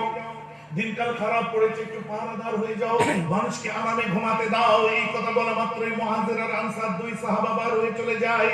আল্লাহর রাসূলের হুকুম শোনা মাত্রই বর্ডারের ধারে গ্রামের শেষ প্রান্তে গিয়ে দাঁড়িয়ে যায়, আর ওখানে তারা পাহারা দিতে আরম্ভ করে। দুজনের মধ্যে আলোচনা হয়ে যায়, বাইরে 2 জন মিলে রাত জেগে একসঙ্গে কোনো লাভ নাই, তুই একটু ঘুমা, আমি জাগি, আবার আমি যে ঘুমাবো তুই জাগবি, কন্ডিশন করে দেয়। فأجع المهاجري وقام الأنصاري يصلي। মুহাজির ভাইটাকে ঘুম পাড়িয়ে দিয়ে আনসার ভাইটা পাহারা দিচ্ছে। আর পাহারা দিতে দিতে হঠাৎ বলছে, বেকার জেগে তো আর লাভ নেই, একটু নামাজে দাঁড়ায়। নামাজে দাঁড়িয়েছে, দূর থেকে শত্রু এসে গেছে। শত্রু দেখছে, what is this, as like as a statue, দাঁড়িয়ে আছে, নড়েও না চড়েও না, পিঠ থেকে একটা তীর নেই, অন্ধকারের মধ্যে তামামে লাগিয়ে ছুঁড়ে দেয়, ধনুকে লাগিয়ে ছুঁড়ে দেয়। আনসারী সাহাবা নামাজ পড়ছে, শরীরের মধ্যে যে ঘ্যাঁচ করে যে গেঁথে যায়, ঝরঝর করে রক্ত পড়ছে। আবার একটা তীর দেয়, আবার ছড়ে শরীরে বিদ্ধ হয়ে যায়, রক্ত পড়ছে। নামাজ ছেড়ে দিয়েছিল, নড়েও না, চড়েও না। ফালাম্মা রামা হাত্তা রামা আলা সালাসাতি আসহুমিন, একটা একটা করে তিনটে তীর ছুঁড়ে দিলেন। সে কি নামাজ ছেড়ে দিয়েছিল? নামাজ ছাড়েনি। হাত্তা রাকা ওয়া সাজাদা ওয়া আম্মা সাইবাহু ফাকালা আলা আমবাতনি আউওয়ালা মা রামাকা কুনতু ফি সূরাতিল ফালাক ওয়া বানাতাহা। বুঝতে পারছেন? ওই যে নামাজ ছাড়েনি। হাত্তা রাকা, তিনি রুকু করলেন, ওয়া সাজাদা, এবং তিনি সিজদা করলেন, ওয়া আম্মা সাইবাহু, নিজের নাদাই এমনি মানে ডাকা সাথীকে ঘুম থেকে তুললো। ফাকালা আলা আমবাতনি আউওয়ালা মা রামাকা, যখন একটা তীর ছুড়লো তুমি কেন আমায় জাগিয়ে দিলে না? কুনতু ফি সূরাতিল ফালাক ওয়া বানাতাহা, যেন ভুল করে ফেলেছে, নামাজ পড়ে কতটা পাপ করেছে, মুখটা লজ্জা করে বলছে কিনা, ভাই তোমাকে যখন ঘুম পাড়িয়ে দিয়ে আমি চুপচাপ দাঁড়িয়েছিলাম, আমি চুপচাপ দাঁড়িয়ে না থেকে আল্লাহর নামাজের মধ্যে দাঁড়িয়ে যাই, আল্লাহর কোরআনটা তেলাওয়াত করতে আরম্ভ করে দিই। আল্লাহর কোরআনের এত স্বাদ, এত স্বাদ, এত মজা, এত মজা, এই নামাজের মধ্যে আমি যা মজা পেয়েছি, আমার শরীরে কখন তীর বিদ্ধ হয়েছে আমি নামাজ অবস্থায় এতটুকু জানতে পারি না।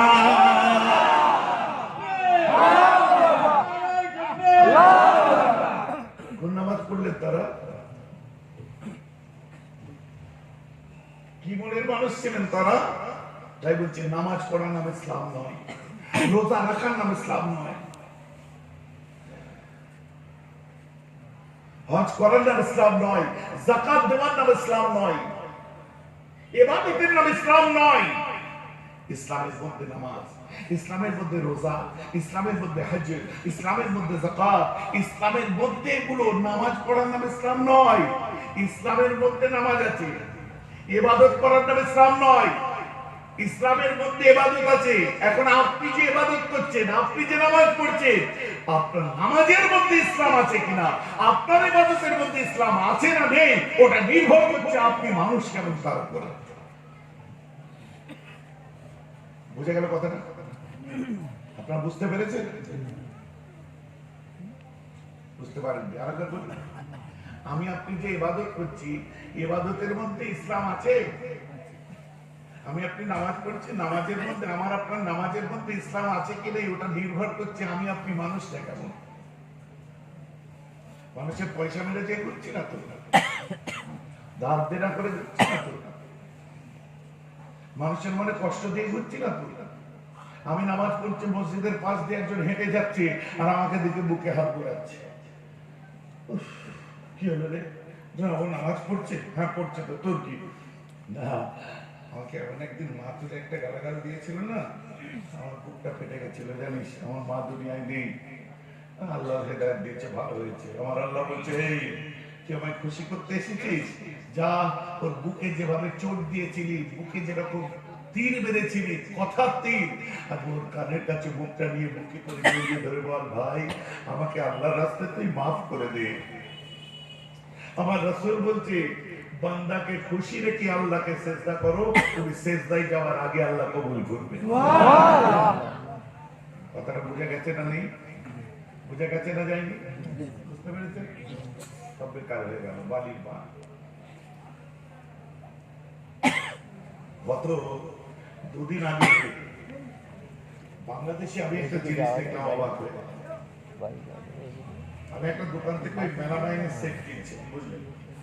আমরা ভাবিজি বলবে যে মেলামাইনের একটা সেট নিয়ে আসবে, তো আমি দাঁড়িয়েছি, আমি আবার কাউকে হুট করে পরিচয় দিই, বুঝতে পেরেছেন?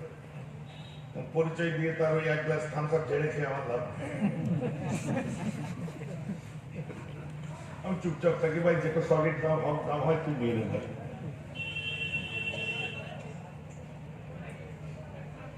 হয়েছে কি, হঠাৎ দাঁড়িয়েছে, আসসালামু আলাইকুম, আর ওয়ালাইকুম আসসালাম, আর ও বেচারা মুরব্বী মানুষ, চাচা সালাম দিয়েছি,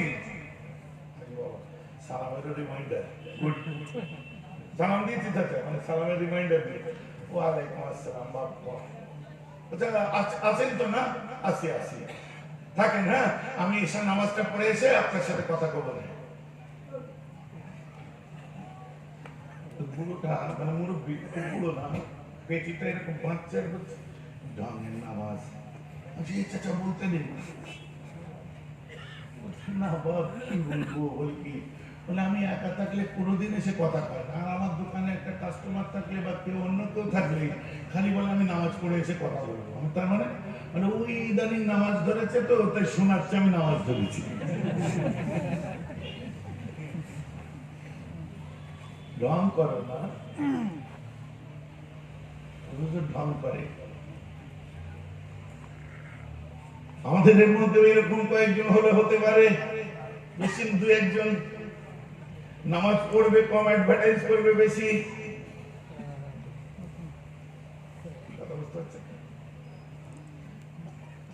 রোজা রাখবে কম, কে আদৌ রেখেছে কিনা ঠিক নেই। ইফতারের পরে বাইরে বেরিয়ে চা খেতে খেতে বলে আজকে রোজাটা না সেই রকম লাগা লেগেছিল, বেকার হয়ে গেল। তবে অনেক মানুষ আছে নামের আগে হাজি না লিখলে রেগে ফায়ার হয়ে যায়। বিয়ের দাওয়াত দেয় চিঠিতে আলহাজ লিখে বলে রেগে ফায়ার হয়। 4 লাখ টাকা দিয়ে হজ করেছে, আলহাজ লিখলে কি পেটের খালি শেষ হয়ে যাবে? কথা বুঝতে পারছে?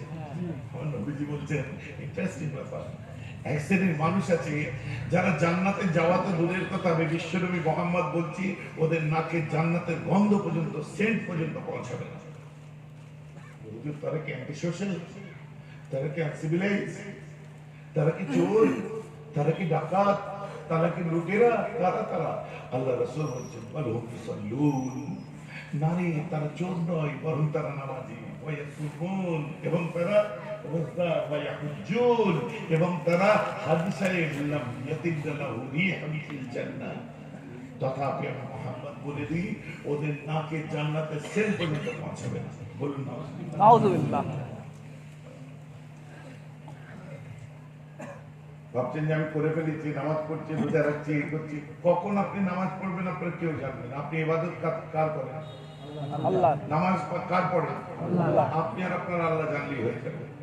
আমার দাদুজি মুফতি আজম মির্জা হুজুর পীর কেবলা রাহমাতুল্লাহি আলাইহি,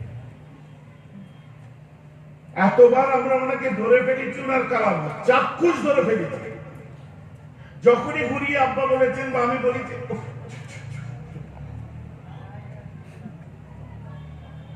অনেক মানুষ ইন্তেকালের আগে যেতে আরম্ভ করলো।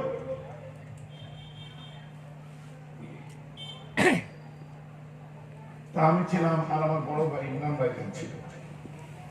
আমি দাওয়াজানের সঙ্গে একটু বেশি কথা বলতাম, বড় সাহেবের সঙ্গে একটু বেশি কথা বলতাম। দাদুজান এত মানুষজন এসছে, মানুষের ঢল প্রতিদিন 40-50টা ট্রাক আসছে, বাস আসছে, এত লোক আসছে কেন? দাদুজান তাকে বললেন আল্লাহ যখন একটা বান্দার হাকিকাতে কাবার দরজায় তরিকা শেষ পর্যায়ে পৌঁছে যায়, হাকিকাতে কাবার দরজায় চলে যায়, ওই সময় আল্লাহ রাব্বুল আলামিন তার পিছনে মানুষকে পঙ্গপালের মতো দৌড় কাটায়। সুবহানাল্লাহ, সুবহানাল্লাহ। তাহলে আপনার হাকিকাতে কাবার দরজায় আপনি পৌঁছে গেছেন, তাই তো? আমাদের নসিব এরকম পীর পেয়েছি। সুবহানাল্লাহ। না না আমার কথা বলছি না, আমি গুনাহগার না। তাহলে এত লোক এসেছি আপনার ব্যাপারে প্রশ্ন করছি। সুবহানাল্লাহ। চোখে দেখা যারা পুরাতন মানুষ আছে জিজ্ঞেস করেন, আমার একটা নেশা ছিল হুজুর কেবলার কাছে।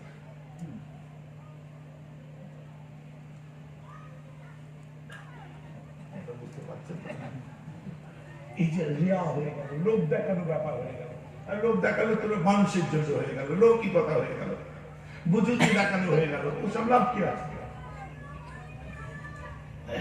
ইজ্জতের মালিক কে? আল্লাহ।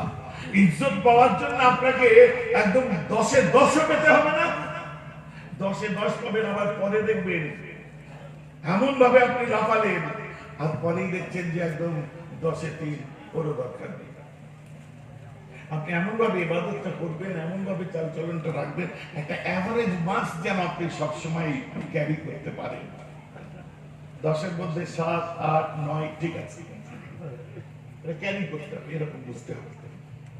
বিরক্ত লাগছে আপনাদের? খারাপ লাগে না? যদি বলেন আপনি এইসব কথা বলছেন কেন? হ্যাঁ, আমি একটু পীরদের কথা বলছি, কারণ আমি আগে বলেছি মাইয়াহদিল্লাহু ফাহুয়াল মুহতাদ। আল্লাহ যাকে হেদায়েত দেবেন মনে করেন তারা হচ্ছে হেদায়েত প্রাপ্ত। আর যাদেরকে দালালাতের মধ্যে, গুমরাহির মধ্যে ছেড়ে দিয়েছেন, ফালাম তাজিদ লাহু ওয়ালিয়াম মুরশিদা, এমন অন্ধ হবে মুর্শিদ খুঁজে পাবেন না। নামাজ থাকবে, রোজা থাকবে, হজ থাকবে। হেদায়েতের জন্য শর্ত কি? আসলে ভিতরে ঢুকলে অসুবিধা আছে? বিরক্ত লাগবে না? অনেক ওয়াজ অনেক দিন ধরে শুনেছেন, আবার কবে আসবো ঠিক নেই, একটুখানি আমি আলোচনা করি। তারপরেই 20 মিনিটের মধ্যেই আমার চাচা যার হুজুর পীর কেবলা তাশরীফ আনবেন, তার কাছ থেকে দোয়া নেবেন, আখিরি দোয়া তিনি করবেন। এখনই এসে নেবে, আমি 5-10 মিনিটের ব্যাপার। তার আগে আমি একটা হাদিসে কুদসি আপনাদের সামনে রেখে দিই। আমার আল্লাহ যেটা বলছেন, হাদিসে কুদসি সাহিহ, মওযু, মুদলিস, জাল এগুলো হয় না। আমার আল্লাহ বলছেন, কুনতু সামাউল্লাযী ইয়াসমাউ বিহি ওয়া বাসারুল্লাযী ইউবসিরু বিহি ওয়া ইয়াদাহুল্লাতী ইয়াবতিশু বিহা ওয়া লিসানুল্লাযী ইয়াতাকাল্লামু বিহি। এর অর্থ, আল্লাহ বলছেন বান্দা যখন আল্লাহ ওয়ালা হয়ে যায়, বান্দা যখন ফানাফিল্লাহ হয়ে যায়, বান্দা যখন আরিফ বিল্লাহ হয়ে যায়, আমি আল্লাহ ওই সময় বান্দার দুটো কান হয়ে যাই। সূচনা এমনটা স্টার্ট কোথা থেকে? স্টার্টেড ফ্রম রাসূলুল্লাহ সাল্লাল্লাহু আলাইহি ওয়াসাল্লাম। তারপরে কাদের মধ্যে পাওয়া গেল? সাহাবায়ে কেরামদের মধ্যে। তারপরে কাদের মধ্যে পাওয়া গেল? খোলাফায়ে রাশিদিনদের পরে মাহদীদের মধ্যে পাওয়া গেল। আমরা আসলে ইনকমপ্লিট হাদিস শুনি, ইনকমপ্লিট কোরআন শুনি। নবীজি হুজ্জাতুল বিদার সময় বলে গেলেন, আমি তোমাদের কাছে দুটি জিনিস রেখে গেলাম, কিতাবুল্লাহ, একটা আল্লাহর কিতাব, আর একটা হলো আমার সুন্নাত মানে হাদিস। কিন্তু আমার জামাই বসে আছে, জিজ্ঞাসা করবে, ভালো আলেম, আরো অনেক আলেম ওলামারা বসে আছে, জিজ্ঞাসা করবে,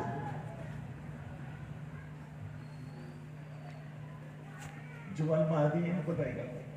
খোলাফায়ে রাশিদিন কোথায় গেল? ইসলামের মধ্যে খায়রুল কুরুন কোথায় গেল? স্বর্ণযুগটা কি আমি কথা ভুল বলছি? তাহলে এগুলো কোথায় গেল? আংশিক তুলে ধরা হয় কি আল্লাহ রাসূলের বাইরে আর কিছু মানার দরকার নেই। কথা বুঝতে পারছেন? তাহলে হাদিস কোথায় গেল? আমরা হাদিস কোন হাদিস পড়ব? বলেন, সহিহ হাদিসের একটা নাম বলেন না, হাদিস গ্রন্থের সহিহ হাদিস, সেটা গ্রন্থের নাম বলেন। শিবু বলছে বুখারী শরীফ, বলেন না সুবহানাল্লাহ। শিবু বলছে বুখারী শরীফ।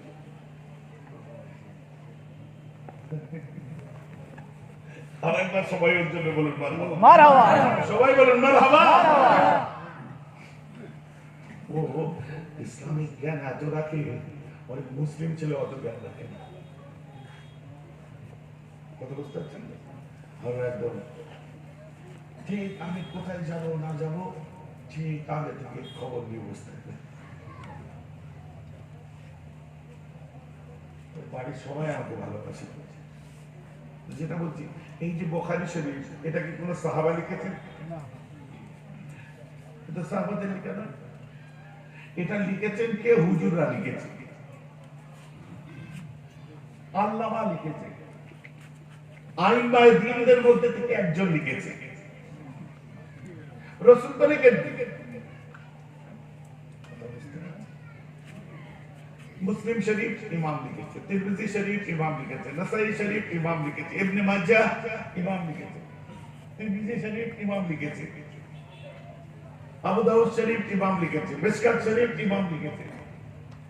একটা এই যে সিয়াসতের কিতাব, যে হাদিস গ্রন্থ, এই সিয়াসেতটা গ্রন্থের কোন গ্রন্থটাই কোন সাহাবা লেখেননি। লিখা স্টার্ট 4th সদি থেকে। For your kind information, Imam Azam Abu Hanifa, he was the belong to Tabi'in. সুবহানাল্লাহ। ইমাম আজম আবু হানিফা একজন তাবিঈন ছিলেন। সাহাবায়ে কেরামদের কাছ থেকে তিনি হাদিস শিক্ষা করেছেন। ওই তানারও তিনিও বুখারী শরীফ লিখেন। তারপরে যে ইমাম আজম আবু হানিফাকে আমরা আজম বলি, এই আজম উপাধি যিনি দিয়েছেন তিনি হচ্ছেন ইমাম বুখারীর উস্তাদের উস্তাদ। বুঝতে পারছেন আপনারা? হযরতে আবু হানিফা, আমরা হানাফি তো নাকি গো? এই আবু হানিফা রাহমাহুল্লাহকে আজম লকব যিনি দিয়েছেন তিনি হচ্ছে ইমাম বুখারীর উস্তাদের উস্তাদ, দাদা উস্তাদ। তার মানে ইমাম বুখারীর আরো 2 পিঢ়ি 3 পিঢ়িতে যে ইমাম আজম আবু হানিফা, অতএব 4th সদিতে হচ্ছে আচ্ছা বুখারী শরীফ, ইমাম বুখারী। مسند احمد بن حنبل کی حدیث نہیں، مجموع جوائد کی حدیث کتاب نہیں، طبرانی کی حدیث کتاب نہیں، سیرت اہل بیت کی حدیث کتاب نہیں، فتح الباری کی حدیث کتاب نہیں۔ فتح الباری نہ پڑھলে আমরা মৌলানা হতে পারবো না। فتح الباری কে সাহাবারা লিখেছে, তো বুখারী বুঝতে গেলে فتح الباری প্রয়োজন আছে না নেই? যারা আমার কথা বুঝতে পারছেন, ওয়াজের মাহফিলে বসে গেলি মুখরোচক কটগল্প শুনে নিলাম, এর ফিতনা ওখানে, ওর ফিতনা ওখানে, ওর ফিতনা ওখানে, ওর ফিতনা ওখানে, ফিতনাবাজি কথাবার্তা বলে দিলাম। এখানে অশান্ত মনকে শান্ত করতে বসেছি কি বসি? অতএব যে কাজ শুনলে আমাদের উপকার হবে সেগুলো শুনুন। চটকদারি মুখরোচক কথাবার্তা আমি বলতে পারবো না, কারণ এই মাহফিলে আমার মুরব্বী এসেছে, আমার চাচা জান হুজুর। চাচা জান হুজুর কেবলা এসে দোয়া করবে, ফুরফুরা শরীফের পীর সাহেব। অর্থাৎ জলসাগুলোর একটা ওজন রাখতে হবে, হই হই করলে হবে না। নারে তাকবীর, আল্লাহু আকবার, ফুরফুরা শরীফ জিন্দাবাদ, ফুরফুরা শরীফ জিন্দাবাদ, দাদা হুজুর কেবলা জিন্দাবাদ। দাদা হুজুর বিড়ি খেতেন, দাদা হুজুর নামাজ কাজা করতেন, দাদা হুজুর ভুল পথে চলতে বলতেন। দাদা কথা আমার বুঝতে পারছেন? তা আমি যার নামে জিন্দাবাদ বলছি, আপনি জিন্দাবাদ বলছেন কেন? তার মতো করে বাপ কা বেটা সিপাही का घोड़ा कुछ भी होना हो तो थोड़ा थोड़ा একটু একটু আমাদের আমল করতে হবে না? তারা দাদা হুজুর ছিলেন, 5 আওলাদ দাদা হুজুর হতে পারেননি, 5 আওলাদ তার 5 আওলাদ ছিলেন। আমার 32টা বাপ চাচা 5 হুজুর হতে পারেননি। কথা বুঝতে পারছেন কি পারছেন না? আল্লাহ তাদেরকে নিয়ামত করে পাঠিয়েছিলেন পৃথিবীর জমিনে। আপনি আমার জিজ্ঞেস করুন, হুজুর আপনি কোন হুজুরের বর্তমান ফুরফুরা শরীফে কোন পীর সাহেবের আদর্শ নীতি মেনে চলেন? আমার জিজ্ঞেস করুন, আমি সঙ্গে সঙ্গে বলবো আমি কোন পীর সাহেব, কোন হুজুর, কোন চাচা, কোন আব্বার আমি নীতি মেনে চলি না। কথাটা বুঝতে পারছেন? মাইক্রোফোনে বসে বুক ঠুকে চিৎকার করে কথা বলতে গেলে বুকের কিন্তু সাহসের দরকার। আমি কোনো আমার নিজের আব্বা, আমার বড় আব্বা এবং কোন হুজুর, কোন চাচাদের নীতি আমি মেনে চলি না। যারা আমার মুজাদ্দিদে জামান দাদা হুজুর পীর কেবলা রাহমাতুল্লাহ আলাইহির নীতি আদর্শ রেখে গেছেন, আমার বাপ চাচারা আলাদা করে আর কোন নীতি আদর্শ রেখে যান। সুবহানাল্লাহ। কথা বুঝতে পারছেন না? অতএব তানারা যেটা মেনে চলেছে আমি সেইটা মেনে চলি। এখন বলেন আপনি কাকে শ্রদ্ধা করেন? কোন হুজুরকে শ্রদ্ধা করেন? দাদা হুজুরের খুনের খুন সমস্ত আওলাদকে আমি শ্রদ্ধা করি, সুবহানাল্লাহ। সমস্ত সবাইকে আমি তাজিম করি। বিশেষ করে আমার মুরব্বী চাচাজি যারা আছেন, আমার বড় চাচাজি যারা, মানে আমার থেকে বয়োজ্যেষ্ঠ সব চাচারা সব আছে। আমার ছোট চাচা এসেছে, এদের পায়ের ধুলোর যোগ্য আমি হতে পারবো না, বাপ বাপ হবে। কিন্তু যদি বলেন আপনি আপনার ছোট চাচাজির নীতি মেনে চলেন না, ওনার নীতি আদর্শ নেই, উনি তো দাদা হুজুরের নীতি মেনে চলেন। কথা আমার বুঝতে না? আপনি আপনার আব্বার নীতি আদর্শ মেনে চলেন না, না তিনি আলাদা করে কোনো নীতি আদর্শ রেখে যাননি। আপনি 5 হুজুরের নীতি আদর্শ মেনে চলেন না, না 5 হুজুর আলাদা করে নীতি আদর্শ রেখে যাননি। তারা স্প্রেড করেছিলেন, বলেছিলেন আমার বাবাজি যেভাবে আমাদের বলেছে এটা কোরআন এবং সুন্নাহ মোতাবেক এবং শরীয়তের পাবন্দ হও, আমার বাবাজির রুটা খুশ হবে। বলুন না সুবহানাল্লাহ। আল্লাহু আকবার। তারা দেখিয়ে দিয়েছেন দাদা হুজুর পীরকে। আমার কথা বুঝে যাচ্ছে, আমি তার নগণ্য সৈনিক। আমি আলাদা করে তাই নিজস্ব কোনো সংগঠনও করিনি। ফুরফুরা শরীফে অনেক সংগঠন আছে, সবাই আমাকে ভালোবাসে, আমিও সবাইকে ভালোবাসি। যদি বলেন ভাইজান আপনি আলাদা করে করেননি কেন, আমি মনে করেছি ব্যক্তিগত মতামত থাকতে পারেন, আমি কারণ 22 বছর মুজাদ্দেদে জামানের লাইফের উপর আমার গবেষণা। আমি দেখলাম যে আমার মুজাদ্দেদে জামান দাদা হুজুর পীর কেবলা রাহমাতুল্লাহি আলাইহি 1921 সালে একটা সংগঠন করেছিলেন, জমিয়তে উলামায়ে বাংলা। এই সংগঠন তখন ছিল আনডিভাইডেড বাংলা এবং আসাম। আসামের মুসলমানরা বললেন হুজুর শুধু বাংলার জন্য করলেন, আসাম কোথায়? প্রায় 2 বছরের উপরে, 3 বছর পরে দাদা হুজুর পীর কেবলা তার 2 বছর এবং 3 বছরের মধ্যে মুজাদ্দেদে জামান বললেন ঠিক আছে আমি আসামকে সাথে নিয়ে নেব। এবং শুনলে অবাক হবেন 1928 সাল, মানে প্রায় 6 বছর পরে দাদা হুজুর কেবলা আসামকেও নিলেন। তখন নাম হলো জমিয়তে উলামায়ে বাংলা আসাম। মুজাদ্দেদে জামান প্রথম যেটা করলেন জমিয়তে উলামায়ে বাংলা। তখন আনডিভাইডেড ছিল, অবিভক্ত আসাম ছিল, পরে এখন ভাগ হয়ে গেছে। আমি তাই আমার মুজাদ্দেদে জামানের ওই সংগঠনটাই একটু খেদমত করি, আঞ্জাম দেওয়ার চেষ্টা করি। 360টা আমাদের ইউনিট, আমরা পায়ে ধরে করো মেম্বার হও এই হও এইসব বলি না, কারণ মুজাদ্দেদে জামানের ব্যাপার মর্জি আয়া আয় মর্জি আয় না আয় কোই ফারাক নেই পড়ে। ঠিক কথা আমার বুঝতে পারছেন কি পাচ্ছেন না? ভাইজান আরো যেসব সংগঠন আছে সবাই আমাকে ভালোবাসে, আমিও সবাইকে ভালোবাসি। আপনার কার সঙ্গে বিরোধিতা আছে, এটাই আমার নসিব যে আমার সঙ্গে কারো বিরোধিতাই নেই। আমার ভাইরাও আমায় ভালোবাসে, বাপ চাচারাও আমায় ভালোবাসে। আগে বলেছি আমি ভাইদের মতো চলি না, বাপ চাচার মতো চলি না। বাপ চাচারা ভাইরা দাদা হুজুর কেবলা সিলসিলায় জিন্দাবাদ বলে, তারাও যেন তারা যে পথে বাপ চাচারা চলেছে আমি সেই পথটাই চলতে চাই। সুবহানাল্লাহ। আপনি আমার কথাই কেউ ভুল বুঝলেন না, খারাপ বুঝলেন না? আমার কি স্ট্যান্ড পয়েন্ট ঠিক আছে না ভুল আছে? ঠিক আছে।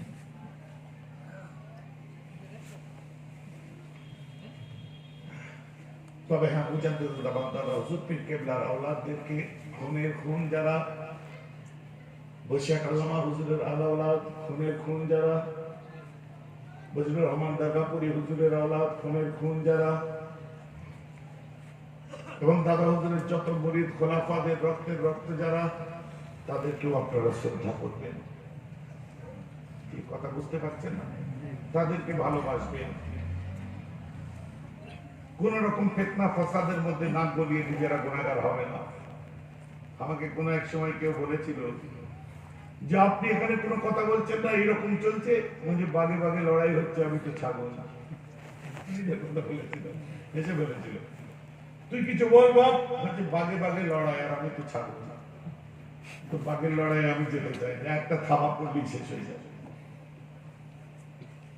অতএব আমরা ওলিয়া উলিয়াদের দরবারের গোলাম হয়ে বাঁচতে চাই। সকলে বলুন আমিন। আমিন। সবাই বলেছেন আমিন। আমিন। চলুন যেটা বলছিলাম, এর স্টার্ট কোথায়? যে বান্দা যখন ফানাফিল্লাহ হয়ে যায়, আরিফ বিল্লাহ হয়ে যায়, সত্যি এমনটাকে হয়। কুনতু সামাহুল্লাযী ইয়াসমাউ বিহি, সত্যি কি কানে শুনতে পাই? অবসারুল্লাযী ইবসিরু বিহি, সত্যি কি চোখে দেখতে পাই? ওয়ায়াদাউল্লাতী ইয়াবতাশু বিহা, সত্যি কি হাতে সেই খোদাই তাকে কাজ করা যায়? ওয়ালিসানুল্লাযী ইয়াতাকাল্লামু বিহি, সত্যি কি খোদাই তাকে কথা বলা যায়? না নবীর যুগে নেই, সাহাবার যুগে নেই, ওলিদা শুধু করে আল্লাহর ওলিদের কথা খালি বাহানা দিলে চলবে? শোনো, আপনার জানা নেই, নেই বলে উড়িয়ে দিতে পারবেন না। আপনার জানা নেই, আপনি স্বীকার করবেন। আমি মেহরাব সিদ্দিকী আপনাদের আজ ব্রেক লাগিয়ে বলে দিয়ে যাচ্ছি, নিজের না জানাকে মেনে নেওয়াটা হলো ইবাদত। বেধারক কোনো ফতোয়া দিয়ে দেওয়া ঠিক নয় আম প্লেসে, আম মজলিসে বসে, যাতে মানুষের মধ্যে দ্বিধাদ্বন্দ্ব সৃষ্টি হয়। আমার রাসূল মদিনার মসজিদে বসে আছে, মুতার যুদ্ধ আরম্ভ হয়ে গেছে। কমান্ডার ইন চিফকে হযরতে যায়েদ, খেয়াল করে শুনুন, হযরতে আনাস এসে আল্লাহ রাসূলকে জিজ্ঞাসা করলেন, হুজুর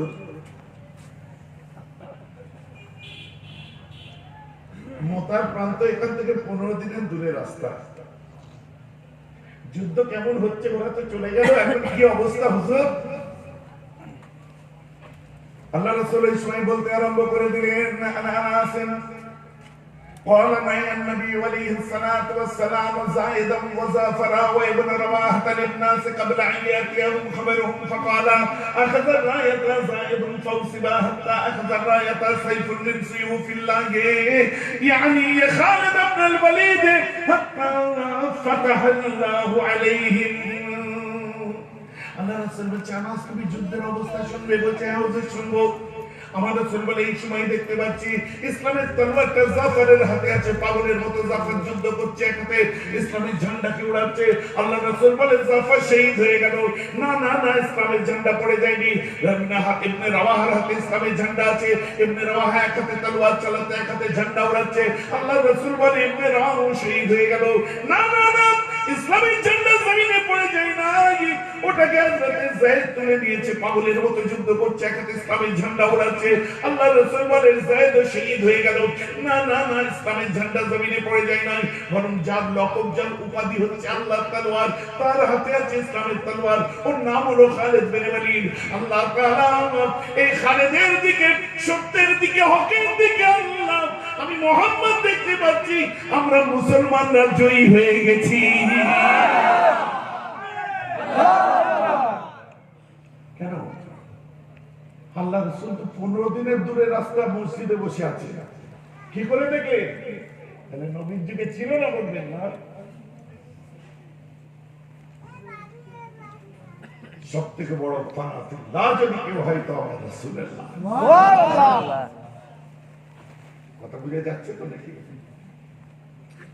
এরপরে সাহাবাদের কাছে এসে গেছে, যখন নেহাওয়ান্দের যুদ্ধ আরম্ভ হয়ে যায় মদিনার মসজিদে, তখন কমান্ডার ইন চিফ যুদ্ধে যেছিল হযরতে সারিয়া রাদিয়াল্লাহু আনহা। বুঝতে পারছেন? বলে, এগুলো ভাইজান কোথা থেকে বলছেন, কেমন বলছেন? বর্তমান যুব সন্দীপ করে আমরা চন্দ্রকান্ত বা চন্দ্রযান 2 এর যুগে আমরা বসে আছি। চন্দ্রকান্তের যুগ এটা, ল্যান্ডার বিক্রমের যুগ এটা, এটা ইসলাম যুগ। আপনারা কথা বুঝতে পারছেন? এই যুগে এই সব ওয়াজের কতটা গুরুত্ব আছে আপনারা যদি বলতে চান, মনে করেন যে এই সব ওয়াজের কি গুরুত্ব আছে? শোনে, পৃথিবীর বুকে একমাত্র গ্রন্থ যেটা আল্লাহর কোরআন আমাদের সামনে এসেছে। মিস্টার র্যাচেল হার্বার বলে একজন লেখক, তিনি যখন অসুস্থ হয়ে পড়লেন, তাকে আমেরিকার শিকাগোতে ভর্তি করা হয়েছিল। অসুস্থ শরীর নিয়ে ডাক্তারটা চেক করতে আরম্ভ করে দিল। তার ব্রেন চেক করলো, দুর্বল। তার পেট চেক করলো, দুর্বল। তার কিডনি চেক হলো, দুর্বল। তার গোটা শরীরটা দুর্বল। কিন্তু যখন মেশিনটা দিয়ে বুকে বসালো, একটা শক্ত মতো কিছু ঠেকলো, সঙ্গে সঙ্গে ডাক্তার জিজ্ঞেস করলো, what is this? Is it notebook? বুকে ওটা কি? কোনো নোটবুক? সঙ্গে সঙ্গে বললেন, না না না, এটা নোটবুক নয়, this is holy Quran interpreted English. এটা হচ্ছে ইংরেজিতে অনুবাদ করা একটা কোরআন শরীফ। সুবহানাল্লাহ। ওয়াজের মধ্যে কানের মাথায় বলা কোরআন আলাদা ব্যাপার, কিন্তু আমাদের যখনই কোরআন বলবো, কোরআন শরীফ বলবে। কথা বলতে পারছেন না? অনেকে আমাদের সামনে বলছি, যখন ইসলামের ভালো দিন এসে গেছে, ভালো দিনটা কি বলছে? উজু ছাড়া কোরআন ধরা যাবে। উজু ছাড়া কোরআন ছোঁয়া যাবে। আমি তাদের বলি, ভাই আমার খারাপ দিনটা ফিরিয়ে দে, যেদিন কোরআন শরীফকে হাতে নিয়ে চুমু দিতাম বিনা উজুতে ছুঁতে ভয় করত।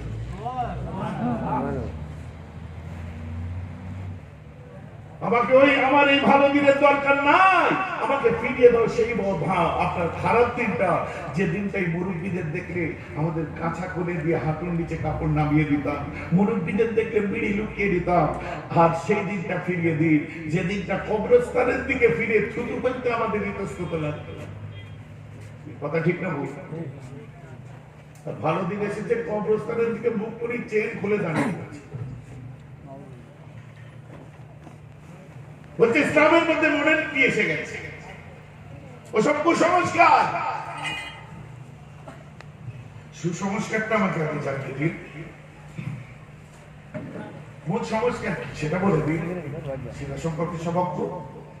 আমরা বলছি আমরা এই করেছি শুরু, হোয়াটসঅ্যাপের ধর্ম আমরা করি না, ফেসবুকের ধর্ম আমরা করি না। আমাদের মুজাদ্দিদের নাম মেসেঞ্জার নয়, আমাদের মুজাদ্দিদের নাম সোশ্যাল মিডিয়া নয়, কারণ সোশ্যাল মিডিয়া এখন ধর্মীয় তর্ক আরম্ভ হয়েছে। কথা ঠিক না ভুল বলছি? তো বলে দিই, যেদিন সোশ্যাল মিডিয়া বন্ধ হবে সেদিন এইসব ধর্মগুলো বন্ধ হয়ে যাবে। আর আমরা যে ধর্মটা করি, গৌসুল আজম এই ধর্মটাই করেছি। আমরা যে ধর্মটা করি, গরিবে নামাজ করেছি। আমরা যে ধর্মটা করি, বাহাউদ্দিন নকশবন্দিও করেছি। আমরা যে ধর্মটা করি, মুজাদ্দিদ আল-ফিসানি করেছি। আমরা যে ধর্মটা করি, বাহাউদ্দিন নকশবন্দি করেছি। আমরা যে ধর্মটা করি, মুজাদ্দিদ জামান দাদা হুজুর করেছি, 5 হুজুর করেছি, যারা আমার আল্লাহ রাসূলকে চিনিয়েছে। বলুন না সুবহানাল্লাহ। অতএব এই ফেসবুকের ধর্ম আমরা করি না, যে কোনো একটা পোস্ট করে দিলাম, কমেন্টে আরম্ভ হয়ে গেল তর্ক।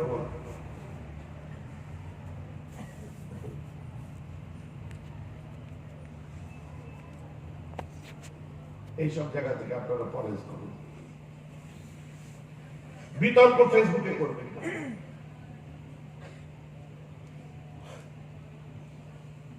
আপনারা বলবেন ভাইজান সোশ্যাল মিডিয়া এখন অনেক স্ট্রং, সোশ্যাল মিডিয়া স্ট্রং বলি তো আজকে এইসব ধর্মগুলো এসেছে। কোথায় তারা এসেছে? 19 শতকের শেষ 20 শতাব্দীর সূচনাকালীন সময় পূর্ব ভারতের মুসলমানদের মধ্যে যখন ইমানের অস্তিত্বের লড়াই দেখা দিয়েছিল, কোথায় ছিল এরা তখন? জন্মই নেয়নি।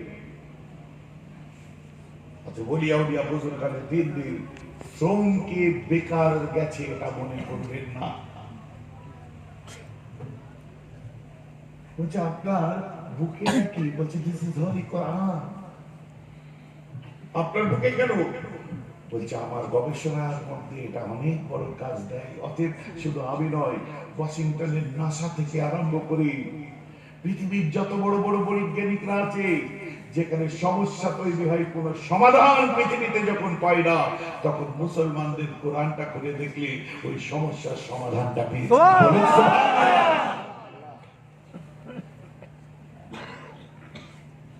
Smith al-Maswak এক সময় বলছেন, the Quran is a book which is a poem, a code of life and a code of laws, a book of common prayer, and that is my Bible.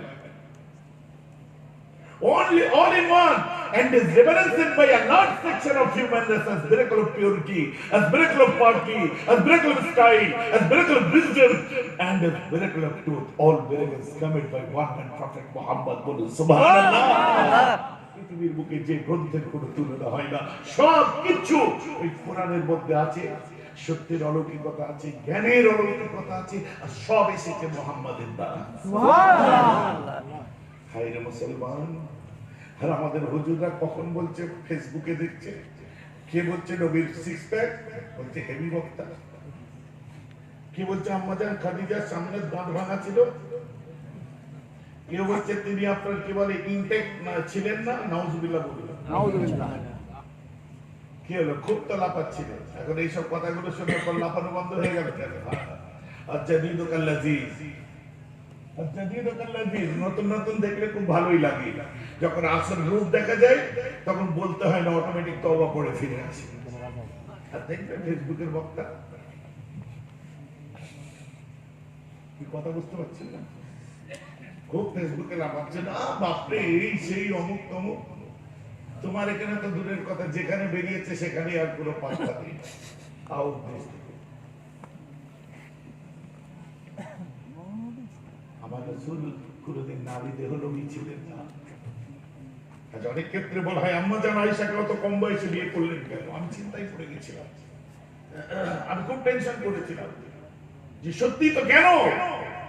হযরত ওমর ইবনুল খাত্তাব রাদিয়াল্লাহু আনহুর মতো মানুষ বলছেন যে আল্লাহ রাসূলের পারিবারিক জীবনটা যদি আম্মা জান আয়েশার মতো ইন্টেলেকচুয়াল বিবি যদি না থাকতেন আমরা আদেও জানতে পারতাম না। বলুন না সুবহানাল্লাহ। কারণ ছোট্ট বয়সে মেমোরি খুব স্ট্রং হয়। আর আমার রাসূল তিনি, তার সঙ্গে যদি কেউ সময় কাটায় নিজে বৈধ স্ত্রী রূপে ছাড়া অন্য মেয়েকে পাশে আসতে দেন না।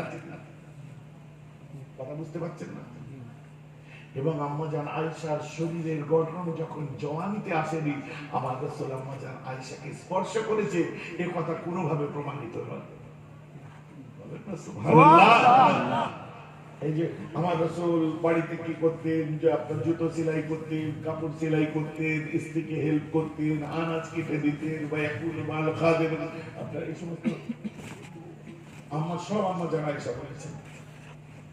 তাহলে আমার রাসূলের, আমরা আমাদের সাংসারিক জীবনে, দৈনন্দিন জীবনে আমার রাসূলের সুন্নতগুলো আম্মা জান আয়েশা ছাড়া আমরা পেতে পেতাম না। সুবহানাল্লাহ।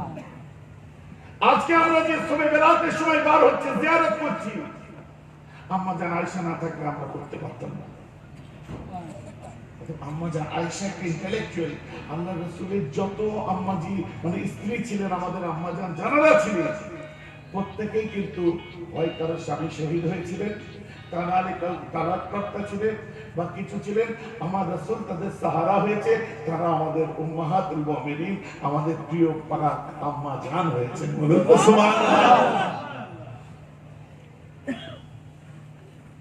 আর নারী দেহ লোভী যদি থাকতে, তাহলে আমার রাসূল দুনিয়ার বাদশা প্রথমেই তো আবু জেহেল তো আমার রাসূলকে অফার করেছিল যে সাম্রাজ্য চাই দিচ্ছি, টাকা চাই দিচ্ছি, সুন্দরী মহিলা চাই, মেয়ে চাই দিচ্ছি, বলেনি? আমার রাসূল বললেন আমার কিছু চাই না, আমার আল্লাহকে চাই, আমার দ্বীন চাই। রাস্তা দিয়ে হেঁটে যাচ্ছে, আবু জেহেল আল্লাহ রাসূলকে বলছে, হে মুহাম্মদ, তাকে পাথর পুড়িয়ে দিয়েছে, তুমি নবী? বলছে হ্যাঁ। আমার হাতের মুঠোর মধ্যে কি আছে বলো? আমার রাসূল বলছে আমি কেন বলতে যাব, তোমার হাতের মুঠোর মধ্যে কি আছে ওই বলে দেবে আমি কে। হাতের ভেতর থেকে কলমা শরীফের আওয়াজ আসছে। ওকে জাদু করে দিয়েছে, টান মেরে ছুঁড়ে ফেলে দেবে। এখন আমার প্রশ্ন, আবু জেহেল রাসূলের বন্ধু না শত্রু? আবু জেহেলের হাতের পাঞ্জার মধ্যে কি আছে? পাথর। এখন আবু জেহেল ইচ্ছা করলে সেই পাথরটাকে অন্য বড় পাথর দিয়ে গুঁড়িয়ে দিতে পারতো, সমুদ্রে ফেলে দিতে পারতো, আগুনে পুড়িয়ে দিতে পারতো। কারণ আল্লাহ রাসূলের শত্রুর বিরুদ্ধে আছে, শিকঞ্জে আছে। আমাদের শিক্ষা নেওয়া দরকার, আমরা কার চেঙ্গুলে আছি, কার বিরুদ্ধে আছি, কার রাজিত্বে আছি, কোথায় আছি দেখার দরকার নেই। যেমন নাকি পাথর আবু জেহেলের হাতে থেকে রাসূলের গোলামি করতে পারে, আমরাও যেখানেই থাকি ওখান থেকে রাসূলের গোলামি করে যাব। বলুন সুবহানাল্লাহ। ঠিক বলছে না ভুল বলছি? পাথর থেকে আমাদের শিক্ষা দেওয়া দরকার। আপনি সামাজিক হন, আপনি ভদ্র হন, আপনি নম্র হন, আপনি মানবিক হন, আপনার মধ্যে মূল্যবোধ থাকলে দুনিয়া আপনার আপন হয়ে যাবে। চলুন সেখানে চলুন, পিছিয়ে থেকে তাহলে দেখা যাচ্ছে মোটামুটি আজকের বিষয়বস্তু জানাজার পরে দোয়া এসে গেছে তো নাকি, হায়াতুন নবী এসে গেছে তো নাকি, বোঝা গেছে তো? আজকের বিষয়বস্তুগুলো মাথায় রাখবেন, একটু দাঁড়িয়ে পড়ুন। নারে তাকবীর।